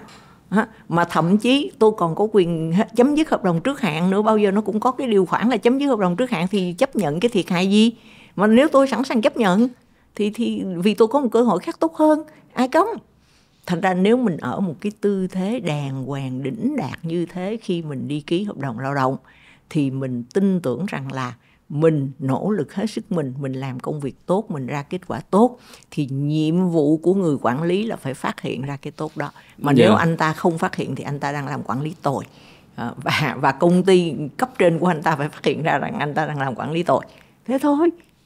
Thật ra nó không phải chỉ là niềm tin vào con người đâu, mà nó là cái niềm tin vào cái sự hợp lý của các tổ chức, vận hành của xã hội nữa. Đúng. Nhưng mà tại vì tôi hiểu là trong xã hội Việt Nam thì nhiều cái nó đang vận hành không theo quy luật, cho nên là bạn có thể thấy nhan nhản những người được cất nhắc tại vì họ là COCC, họ là này kia nọ, chứ không phải vì họ là thì nếu bạn muốn tránh bớt cái đó, bạn đủ giỏi để đi làm công ty nước ngoài đi, thì bạn tránh bớt được cái đó. Vậy thôi. Chứ sao giờ? Thì bây giờ cái thế giới này nó khác cái thế giới thời tôi, và nó hay hơn, nó tốt hơn ở chỗ đó là nó có rất nhiều chọn lựa. Thì bạn muốn bình yên, yên phận, bằng lòng với cái gì đó dễ dãi, ok, cũng có dễ dãi cho bạn chọn, đúng không? Đó. Nhưng bạn muốn khó khăn thách thức, bạn muốn chứng minh năng lực của mình, bạn muốn tiến bộ bằng đi trên đôi chân của mình mà tiến tới, thì cũng có chỗ cho bạn làm việc đó mà. Đó, thành ra là có nhiều chọn lựa. Rồi. Ăn thua mình biết mình muốn gì, mình là ai, biết cho trúng, đừng có biết bằng ảo tưởng. Biết cho trúng, tỉnh táo và lý trí. Đúng rồi, biết cho trúng. Và dũng cảm mới thừa nhận nữa. Và biết tiếp nhận phản hồi từ người khác. Tại vì thiệt ra người khác người ta cũng đang nhìn bạn, mà người ta nhìn bạn nhiều khi khách quan hơn bạn nhìn bạn. Nếu bạn biết tiếp nhận cái phản hồi từ người ta nhìn bạn thì người ta cũng có ý kiến là bạn đang như thế này thế kia thế nọ. Bạn có biết nghe không? Bạn có biết nghe những ý kiến đó không? Bạn có biết hiểu những ý kiến đó không? Biết tiếp thu, biết học hỏi từ những phản hồi của người khác không? Đó cũng là biết mình để tiến bộ đó. Tại mình muốn biết mình phải biết người khác đang nhìn thấy mình như thế nào chứ. Mà họ nhìn, mình có chịu tiếp nhận cái nhìn của họ không? Hay là hệ cái nhìn nào mà nó vuốt ve tự ái của mình thì mình tiếp nhận, mà nó không vuốt ve tự ái của mình thì mình luyện nó đi. Tức là em cũng tranh thủ mượn cái ý trả lời của cô để nhờ cô giải thích thêm mọi người phân biệt giữa thế nào là giữa tự ái và tự tôn, đúng không? Tôi không thích dùng hai từ đó, cả hai từ đó tôi đều không thích. Tôi thích dùng từ tự tin. Tự tin. Tức là tôi tin ở bản thân tôi. Tôi tin ở cái mà tôi biết là tôi có. Và tôi cũng biết cái mà tôi không có, để tôi không có ảo tưởng khi tôi tự tin. Vậy thôi. Một lần nữa là biết mình. Hệ tôi biết á, mà biết trúng á, thì thế nào tôi cũng thấy được những giá trị của tôi. Tại vì ai cũng có giá trị nào đó, đúng không? Tôi thấy được những giá trị của tôi, và tôi thấy những cái tôi chưa có. Bây giờ cái tôi chưa có đó, tôi có đủ sức phấn đấu để có được hay không? Nếu tôi cho rằng nó là điều cần thiết trong đời, thì tôi có đủ sức phấn đấu để thay đổi bản thân tôi để có được những cái năng lực hay phẩm chất mà bây giờ tôi chưa có không? Thí dụ như tôi rất hay nóng nảy, tôi nói thí dụ vậy đó. Tôi rất hay nóng nảy, thiếu kiềm chế. Mà tôi biết rằng sự nóng nảy nó có hại. Vậy thì tôi tập cái tánh là kiềm chế bớt sự nóng nảy của mình đi được hay không? Tôi có đủ kiên trì nhẫn nại để tập cái tánh đó hay không? Thì vậy thôi. Thì nếu tôi tự hỏi tôi những câu hỏi đó và tôi trả lời thành thật với chính bản thân tôi, thì tôi hoàn toàn có thể tự tin về những điều tôi có. Còn tự tôn đó thì có nghĩa là tôi thấy tôi hơn người ta. Tại sao tôi phải hơn người ta vậy? Rồi mình tự ti là mình thấy mình thấp hơn người ta. Thì mình thấp hơn một số người và mình cao hơn số người khác là chuyện đương nhiên mà. Thì tại sao mình cứ nhìn lên trên hoài? Mình cứ thử nhìn xuống đi. Hay mình nhìn ngang đi. Tại sao mình cứ phải nhìn lên trên? Giả định rằng mình nhìn trúng, là cái anh đó anh hay hơn mình thiệt. Nhưng mà kệ anh chứ. Đúng không? Tại sao tôi phải hay như ảnh bằng ảnh mới được? Tôi hay ít hơn ảnh chuyện này, nhưng mà tôi hay hơn ảnh chuyện khác thì sao? Mà tại sao phải hơn kém để làm gì? Nếu tôi tự tin tôi không cần hơn kém. Tôi tự tin tức là với cái tôi có tôi đủ dùng mà. Cái gì tôi rất cần mà tôi chưa có, tôi ráng để có được đi. Tôi ráng được mà. Con người có khả năng thay đổi mà. Có nghĩa là hiểu được mình đang ở đâu và hiểu cái đích mình muốn tới. Đúng, mình muốn gì trong đời. Dạ đúng rồi, và mình làm sao mình giải quyết cái gap đó. Đúng rồi. Cái khoảng cách đó, chứ thay vì mình phải ngó bên đây, bên đông, bên tây, bên bắc, bên nam để làm gì? Bây giờ mình có một công việc mình đang hài lòng, đúng không? Nhưng mà công việc nó ngày một khó. Mình có theo nổi cái công việc đang có này hay không? Thay vì mình nói mình có mất cái cơ hội nào đâu ngoài đường mà không thấy. trước mắt mình đây nè, cái công việc nè, mỗi ngày nó mỗi phức tạp hơn, nó mỗi khó hơn, mình có theo nó nổi không? Mình có nâng mình lên kịp với cái yêu cầu của công việc hay không? Nếu mình được như vậy thì manager nào cũng sẽ sung sướng mà có một nhân viên như mình, nói thật. Chứ người ta không có cần mình phải bằng giống như cái anh Hùng ngoài kia. Anh Hùng ngoài kia kệ ảnh, đúng không? Thiệt, anh Hùng ngoài kia anh làm công việc của ảnh, còn tôi đang làm công việc của tôi mà, đúng không?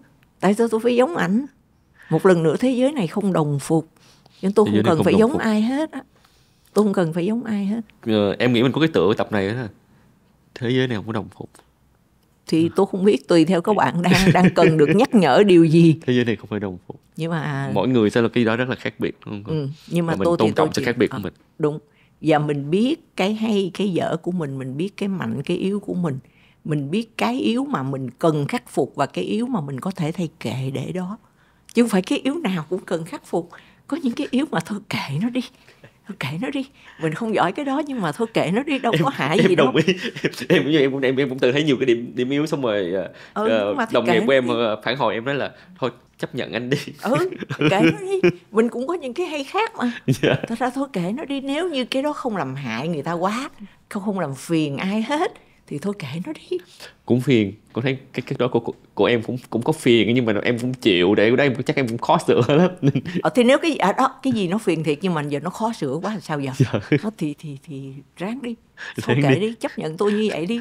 Tôi cũng có những cái hay khác. Nếu mấy cái điểm kia của tôi mà các bạn chấp nhận được thì thôi các bạn tha thứ tôi cái kia đi.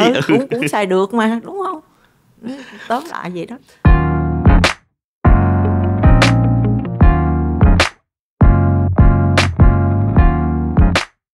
Em thắc mắc luôn tìm sự hoàn hảo. Với em vậy mà hỏi tư cách nguyên hiệu trưởng Đại học Hoa Sen á, là hồi xưa lúc mà trong những năm đầu tiên của Đại học Hoa Sen á cô, những cái bạn trẻ đó của sinh viên của trường á, có gặp những vấn đề này không? Rồi cái cách mà cô giải quyết ra sao á? Tôi không nghĩ là các bạn gặp vấn đề đó ở trong nhà trường.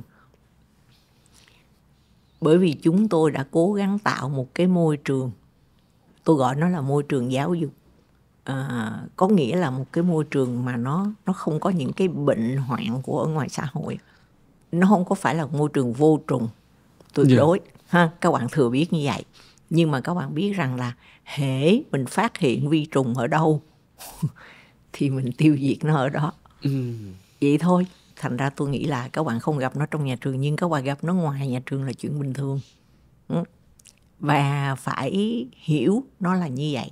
Thật ra em muốn hỏi nhiều hơn về cái ý nghĩa đó, là em tin là những bạn đầu tiên, sinh viên năm nhất, các bạn ấy cũng bị ảnh hưởng nhất định của cái giáo dục phổ thông trước đó. Các bạn ấy cũng tin vào cái chuyện là phải là đứng nhất, phải là đứng top đầu, các bạn phải giỏi toàn diện trong rất là nhiều thứ. Thì để mà giúp cho các bạn, thật ra là trường có giải quyết một trong việc đầu tiên là cho các bạn chọn môn đó. Đúng rồi. Đúng không? Các bạn chọn môn. Đúng rồi. Và sự khen thưởng của nhà trường nó đa dạng. Người ta khen thưởng những người giỏi xuất sắc trong học tập, nhưng mà người ta cũng khen thưởng những người giỏi xuất sắc trong thể thao, trong văn nghệ, trong cái này, trong cái nọ, trong cái kia. Thì các bạn thấy các bạn có nhiều cơ hội để được tôn vinh. Sáng. Để tỏa sáng, giống như từ các bạn hay dùng. Thì đó, các bạn có rất nhiều cơ hội, trường có nhiều hoạt động khác nhau và các bạn có thể thể hiện mình ở rất nhiều những hoạt động khác nhau đó. Kể cả bạn đi làm công tác xã hội, các bạn làm tốt thì các bạn cũng được khen thưởng vì các bạn làm công tác xã hội tốt. Thì cái đó đâu có phải là cái gì đó. Thì cái sự khen thưởng nó đa dạng, các loại học bổng nó đa dạng. Nó có học bổng tài năng, nó có học bổng vượt khó, nó có học bổng này, học bổng kia, học bổng nọ. Thì người ta cố gắng là cho bạn thấy là cái năng lực tốt ở chỗ nào cũng được nhìn nhận, vậy thôi. Nên các bạn, việc đầu tiên là các bạn nhìn nhận coi là mình có cái năng lực gì và mình mong muốn cái gì, đúng không? Đúng rồi. Và các bạn được tạo điều kiện để làm những chuyện mà các bạn thích làm và làm giỏi, mà không cần cái chuyện đó phải là học tập. Cái chuyện đó có thể là chuyện hoàn toàn khác. Thí dụ tiếp đón sinh viên nước ngoài, bạn thích nói ngoại ngữ, bạn thích dùng ngoại ngữ để tiếp đón sinh viên nước ngoài, bạn tham gia vào cái đội tiếp đón sinh viên nước ngoài. Rồi thì vậy thôi. Em hiểu, có nghĩa là thực ra là tất cả mọi thứ đó đều là cái tiến trình học tập trực tiếp và gián tiếp, đúng không cô? Nhưng mà cái là mình phải phân biệt là ngày xưa môi trường thông thường thì đó là academic driven, có nghĩa là học thuật đúng không? Đúng rồi. Còn cái này là mình sẽ nó là đời sống, giúp cho bạn đời sống với rất nhiều những cái đa dạng khác nhau. Và các bạn đi thực tập cũng là một cái cách. Các bạn có 2 lần thực tập trong một quá trình học. Một lần gọi là thực tập nhận thức và một lần gọi là thực tập tốt nghiệp. Thì cái lần thực tập nhận thức đó là thực sự là để đưa các bạn vào đời, để cho các bạn biết thế nào là đời đó. Tại vì chúng tôi hiểu rằng các bạn không có biết. Các bạn được quá, ở nhà các bạn được cha mẹ quá. Cho nên là các bạn phải đi thực tập, để lúc đó các bạn chưa học gì hết, các bạn mới học có 1 học kỳ thôi. Cái hồi mà Hoa Sen chưa là đại học, Hoa Sen là trường nghiệp vụ thôi đó. Nghiệp vụ có nghĩa là chỉ học có 2 năm thôi. Thì các bạn chỉ học 1 học kỳ là các bạn đã được đưa đi thực tập nhận thức rồi. Thì công ty cũng hỏi tôi là nó biết gì đâu mà nó đến công ty tôi làm mới học có 1 học kỳ à. Tôi nói là để cho nó hiểu công ty, và coi như là công ty cần gì nó làm nấy. Nó làm đủ mọi việc, không cần nó có chuyên môn gì, để nó hiểu công ty thôi. Tôi cho anh một nhân lực và anh giúp tôi cho nó hiểu môi trường doanh nghiệp. Thì thực ra nó cũng đã biết một số chuyện rồi. Nó biết gõ máy tính, nó biết cái này cái nọ, nó biết một số skill, kỹ năng nghiệp vụ thì nó biết một số rồi. Nhưng mà cái chính là anh cho nó hiểu cái đời sống doanh nghiệp. Và phải thương lượng với công ty nhiều lắm thì công ty họ mới chấp nhận đó. Thậm chí họ còn đòi là phải trả tiền cho họ khi mà sinh viên dùng máy tính của họ. Tôi nói nó dùng máy tính của anh để làm việc cho anh mà có phải làm việc cho tôi đâu. thì đó. Nhưng mà ngược lại với sinh viên thì các bạn cũng học rất nhiều điều. Tức là các bạn học một cái đời sống thực tế ở trong doanh nghiệp. Thậm chí có bạn nói với tôi như thế này là hồi đó tôi dạy nghề thư ký, thì các bạn nói rằng là em ở nhà em còn chưa đi pha trà rót nước nữa mà vô đó phải đi pha trà rót nước cho người ta. Nói thì thí dụ em coi đó là cái việc khách đến nhà em pha trà rót nước mời khách có hại gì đâu. Mà nếu chuyện đó chưa bao giờ em làm ở nhà thì đây là cơ hội để em làm nè. Em làm ở nhà đi. Rồi mai mốt em về nhà em làm. Tôi còn nói với bạn ấy là nếu quả thật em bây giờ 18-20 tuổi rồi mà em chưa từng pha trà rót nước ở nhà, em chưa từng ăn xong dọn cái chén của chính em xuống, thì tôi thành thật tội nghiệp cho má của em hay là cho chị của em. Đâu phải lúc nào nhà em cũng có người giúp việc đâu, đúng không? Thì vì sao mà con lớn chừng đó rồi mà chưa đụng tay làm một cái thứ gì hết. Thì đó. Thì nhưng mà rồi không phải vấn đề là pha trà rót nước, mà vấn đề là học giao tiếp với người ta, học cư xử với người ta, học đón tiếp người ta, học xử lý những cơn tức giận bất tử của người ta, rồi này nọ. Đó là đời sống doanh nghiệp. Đời sống. Thì các bạn học những cái như vậy, và qua đó các bạn được học rất nhiều điều. Thì nếu ở trường các bạn học môn giao tiếp đi, các bạn mình nói có khi người ta hiểu, khi người ta không hiểu, thì đó là thực tế để cho thấy rằng có lần người ta không hiểu thì bạn phải xử lý như thế nào. Và khi mà bạn không hiểu người ta thì bạn phải xử lý như thế nào. Đó thì đó đại khái như vậy. Cho nên là những cái đó là những cái mà giúp cho các bạn hiểu cuộc sống hơn. Nó có nhiều thứ lắm. Kể cả những thứ mà tưởng chừng như không thể sửa lại được. Ví dụ sự liêm khiết và không ăn gian. Tại vì xã hội bây giờ nó ăn gian nhiều quá. Thì bây giờ trường Hoa Sen nói các bạn là thứ nhất, các bạn vô đây các bạn không ăn gian. Các bạn đi thi các bạn không ăn gian, các bạn không quay cóp, các bạn không nhìn ngang nhìn ngửa, các bạn không này kia nọ. Nếu các bạn vi phạm chúng tôi phạt. Tức là chúng tôi hủy kết quả thi, chúng tôi phạt rất nặng. Thì để cho nó dứt điểm cái đó đi. Thì có một lần tôi có một cái vụ như này. Tức là tối khuya, nghĩa là lúc đó là 7 giờ tối rồi, tôi còn ngồi ở trường. Thì tôi nhận một cuộc điện thoại và người gọi hỏi tôi là có đúng là bây giờ cô có một mình ở trong văn phòng, không có ai khác nữa không? Tôi nói đúng, chị cần nói chuyện gì?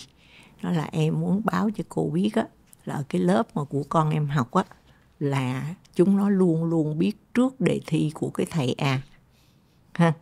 Tôi hỏi một em biết hay cả lớp biết? Nó nói cả lớp. Thì cô nói là cả lớp biết. Thì tôi hỏi bây giờ con của chị ấy nó cho chị ấy biết như thế. Thì tôi hỏi là chị có thể vui lòng cho tôi biết tên của bạn sinh viên không? Thì chị nhất định chị không nói. Chị sợ là có hại cho con chị. Tôi nói thôi được rồi. Chị cho tôi biết tên cái lớp được không? Thì chị cho tôi biết tên cái lớp. Thì tôi mới mời cái bạn lớp trưởng đó lên tôi hỏi. Thì cái bạn lớp trưởng bạn nói rằng là thưa cô là cả lớp biết chứ đâu phải là 1-2 người biết. Nó nói vậy thì tại sao cả lớp biết? Nó là tại vì em cho cả lớp biết. Em là lớp trưởng. Tại sao em biết? Tại vì em đến nhà thầy giúp cho thầy làm cái việc này nè. Tức là thầy nhận việc gì của người ta đó, rồi nó đến nó gõ máy cho thầy, rồi nó dán bông bao thơ cho thầy, nó làm gì đó, nghĩa là đại khái là ông sai nó làm việc rồi ông cho nó biết cái đề thi. Thì tôi hỏi em làm chuyện này từ bao lâu rồi? Thì nó nói là từ hồi mới đầu đi học, từ hồi nó được làm lớp trưởng cho tới bây giờ, tức là đầu học kỳ của cái lớp đó. Thì tôi nói là bây giờ điều thứ nhất tôi muốn nói với em á, là kể từ ngày hôm nay em không là lớp trưởng nữa. Tại vì em không hiểu nhiệm vụ của lớp trưởng. Nói thưa cô, em ở dưới lớp phổ thông em làm lớp trưởng suốt từ em luôn luôn làm vậy. Nói tôi tin em. Nhưng tôi muốn cho em biết là kể từ bây giờ, vì em đã vào trường Hoa Sen, chuyện đó chấm dứt. Thứ nhất là em không làm lớp trưởng nữa. Thầy cô sẽ đến lớp em giải thích thế nào là lớp trưởng, và lớp sẽ bầu một người lớp trưởng mới. Em không, trước mắt tôi không có xử lý gì em hết á ha, nhưng mà em biết như vậy đó. Và em biết rằng cái chuyện mà biết trước đề thi đó là chuyện vi phạm quy định của nhà trường. Lần này tôi không phạt em, vì em không có lỗi, vì em tưởng nó là nhiệm vụ lớp trưởng. Nó nói vậy mà, nó thành thật tưởng như vậy mà. Thành ra tôi nói là tôi không phạt em, nhưng mà tôi báo cho em biết là kể từ nay em không là lớp trưởng. Và chuyện đó phải chấm dứt, bởi vì nó vi phạm quy định nhà trường, bởi vì nó không lương thiện, bởi vì nó thế này thế kia thế nọ. Thì sau đó thì tôi yêu cầu cái cô trưởng bộ môn đó là đổi đề thi của cái lớp đó. Tại vì bình thường là một cái môn thi nó có 2-3 đề thi do 2-3 giảng viên đề xuất. Nhưng mà cái cô trưởng bộ môn thì thông thường cô cũng lấy cái đề thi của cái thầy của lớp đó cho cái lớp đó thi. Thì đột ngột là khi nó vô thi á, thì cả lớp nó đứng trước một cái đề thi mà nó không có biết trước. Thì vì tôi đã báo với trưởng bộ môn, cho nên là, và tôi cũng đã báo với trưởng phòng giáo vụ, cho nên là khi mà môn thi xảy ra, đó là một lớp học buổi tối, thì khi môn thi xảy ra vào buổi tối thì là lập tức là cái thầy giáo mà ra đề thi đó, thầy lên thầy phản đối với giáo vụ là cái đề thi này nằm ngoài chương trình. Thì giáo vụ nói là em chỉ có nhiệm vụ photo đề thi và phát ra thôi, đề thi không phải do em chọn đó, người chọn là trưởng bộ môn, thầy muốn gì thầy thì nói với trưởng bộ môn, em không biết. Thì rồi lớp nó kiếm chuyện, nó lên nó nói là lớp không làm được bởi vì nó ngoài chương trình. Thì nhân viên giáo vụ cũng trả lời là các em không làm được, các em sẽ bỏ giấy trắng và các em sẽ bị 0 điểm. Tùy các em, đề thi là như vậy. Thì sau đó thậm chí là lớp làm kiến nghị, ký nhiều chữ ký, yêu cầu là cho thi lại. Thì tôi xuống gặp lớp, tôi nói rằng các bạn yêu cầu cho thi lại, tại vì sao? Các bạn nói rằng ở ngoài chương trình, đề thi không ngoài chương trình, bởi vì trưởng bộ môn đã xác nhận đề thi không ngoài chương trình. Còn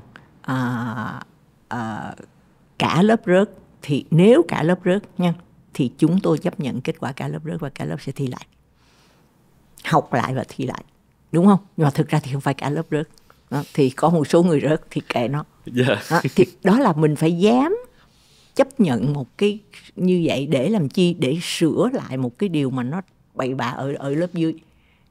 Vậy thôi. Thì cho đến bây giờ tôi cũng không biết tên cái vị phụ huynh mà đã gọi cho tôi. Tại vì chị ấy nói rằng là tôi đã cho con tôi vào trường Hoa Sen vì tin tưởng ở sự trung thực ngay thẳng của nhà trường, mà bây giờ con tôi nó nói tôi chuyện vậy. Cho nên tôi tin cô, tôi mới nói với cô, tôi nói thì chị có thể tin tôi và chị có thể tin trường Hoa Sen nữa, bởi vì chúng tôi sẽ xử lý. Thì nói như vậy. Thì rốt cuộc là chuyện nó đã được xử lý như vậy. Và cái người giảng viên đó chúng tôi không ký hợp đồng nữa. Thế thôi, đơn giản như thế thôi. Thì nó phải có một lần trong đời, có cái trải nghiệm là người ta có thể xây dựng một môi trường sạch và liêm khiết. Thì mai mốt nó ra đời, nó đi làm việc, nó có thể gặp một môi trường không liêm khiết. Lúc đó nó sẽ tự xử, mình ở lại đây mình thỏa hiệp, hay mình đi tìm một chỗ khác đàng hoàng tử tế hơn. Đó hoàn toàn là chọn lựa của các bạn. Các bạn đâu có bị bắt buộc phải dí cuộc đời vào chỗ đó đâu. Có một lần có một bạn sinh viên, hồi đó trường cũng còn là trường nghiệp vụ thôi, bạn ấy ra trường, bạn ấy đi làm việc, rồi bạn ấy đến, bạn ấy than thở với tôi là cô ơi, em bị khó xử quá.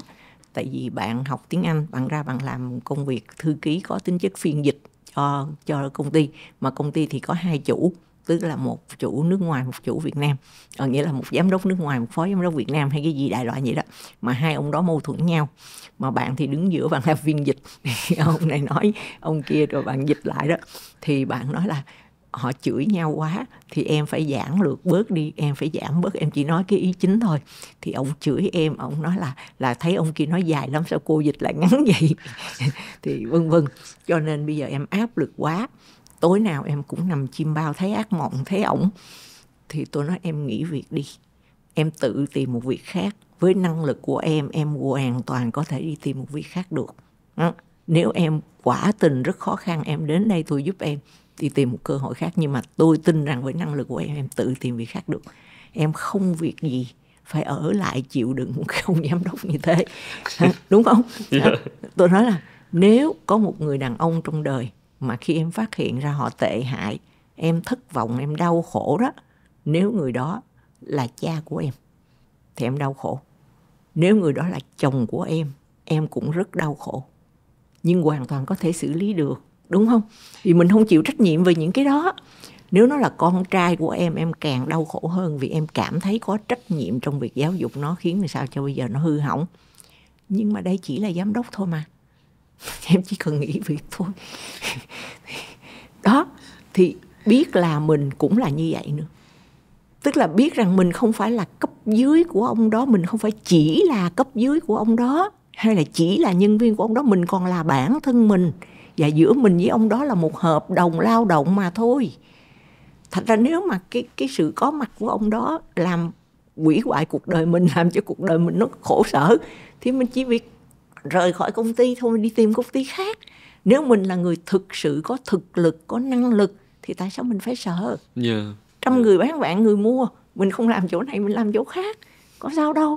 Thì biết là mình cũng là như vậy nữa. Cái đó là biết bảo vệ bản thân.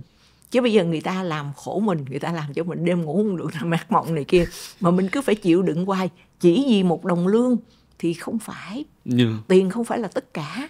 Em đi chỗ khác rồi người ta cũng trả lương cho em mà, đúng không? Đó, thì biết là mình còn phải biết bảo vệ mình như thế nữa. Chứ không phải suốt đời mình cứ định nghĩa mình là nhân viên của công ty A. Không, mình còn là chính bản thân mình.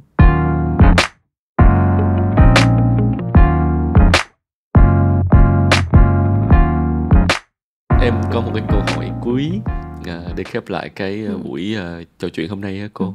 Em cũng rất muốn tranh thủ sử dụng ké chất xám của tiến sĩ Bùi Trân Phượng trong cái thời đại mà AI nó đang bước vào cuộc sống như vậy á cô. Đúng, dùng từ bước vào cuộc sống là đúng. Dạ. Cô có lời khuyên như thế nào cho các bạn trẻ không?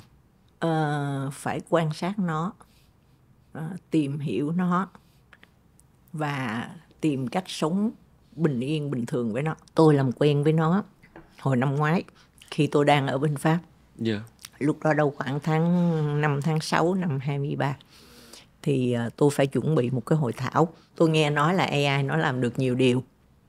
Thì tôi phải chuẩn bị một cái hội thảo mà ban đầu tôi đinh ninh rằng là diễn giả của tôi có thể nói hoặc bằng tiếng Pháp hoặc bằng tiếng Anh. Đó là một cái trường Pháp. Nhưng mà tôi đinh ninh rằng đại học thì giảng viên có thể nói bằng tiếng Pháp hoặc bằng tiếng Anh. Nhưng mà tôi bất ngờ là người ta từ chối tôi cái đó. Người ta nói là tại vì cái share của tôi, tức là cái môn mà tôi đang giảng, nó đang được tài trợ bởi một cái tổ chức là tổ chức các trường đại học Pháp ngữ. Thành ra là họ không muốn là trong cái đó sử dụng ngoài tiếng Pháp. Thì họ nói nếu mà sử dụng tiếng Anh là phải có phiên dịch. Thì và họ không có kinh phí cho phiên dịch.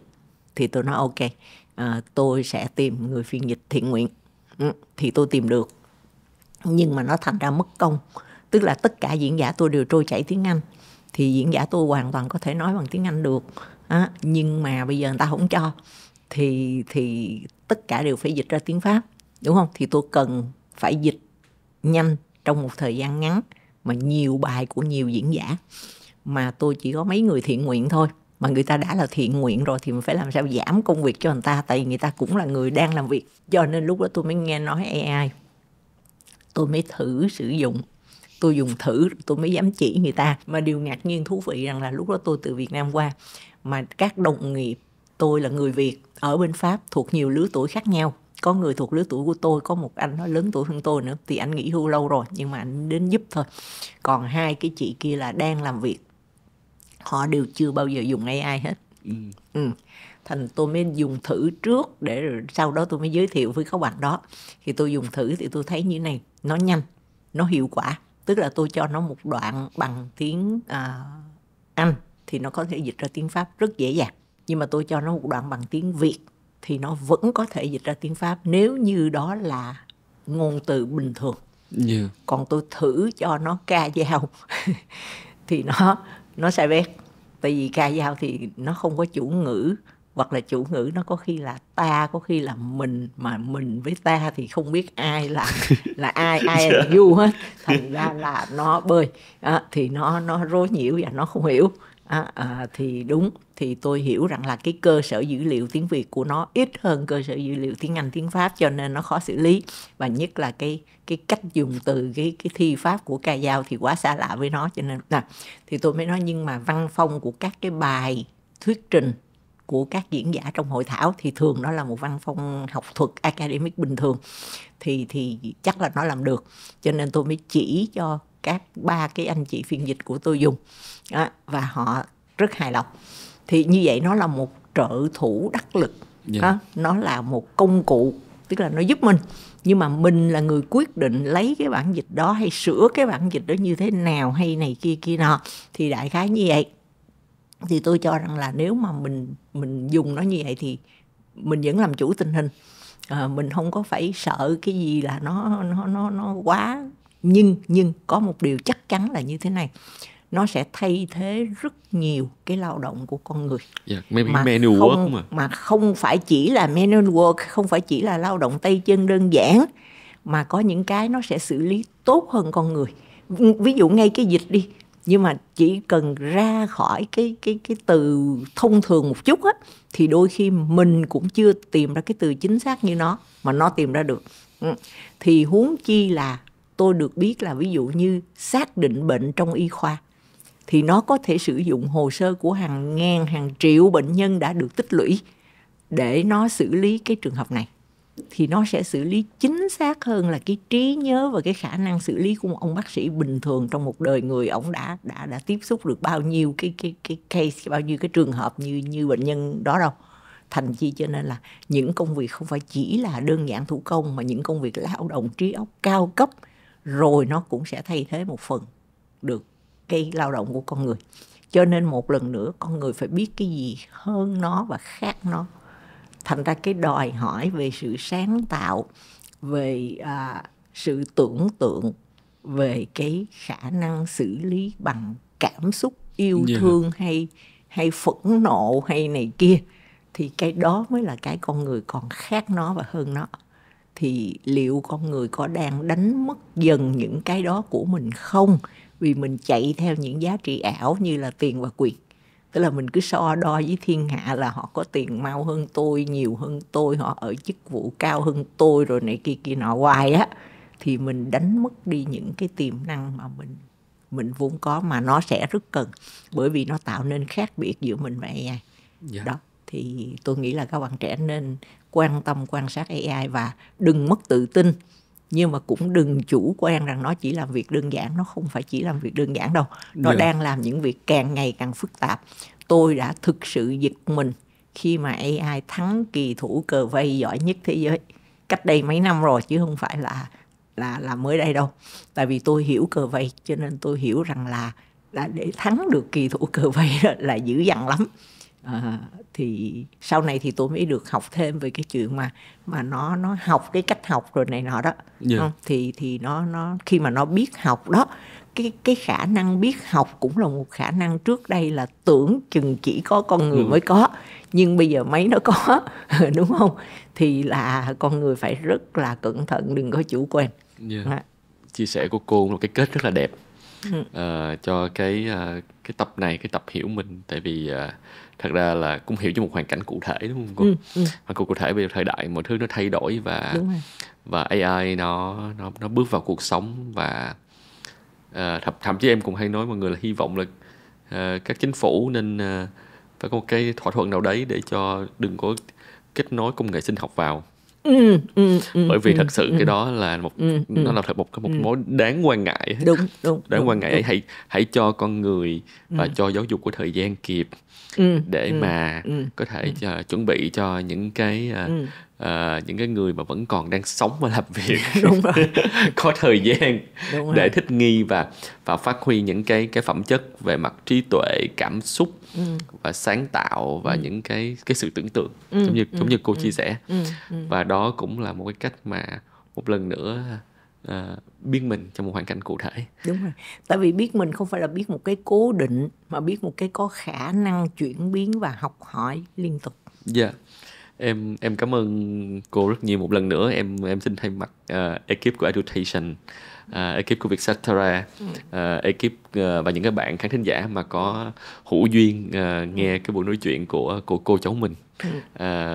Rất biết ơn vì cô vẫn nhận lời của tụi em đến để chia sẻ, và em hy vọng là cô sẽ giữ được sức khỏe và sẽ còn nhiều thời gian để cống hiến mọi người. Và giống như cô cháu mình có trao đổi trước cái buổi quay ghi hình đó, là miễn cô còn thấy vui là cô vẫn còn sẽ làm.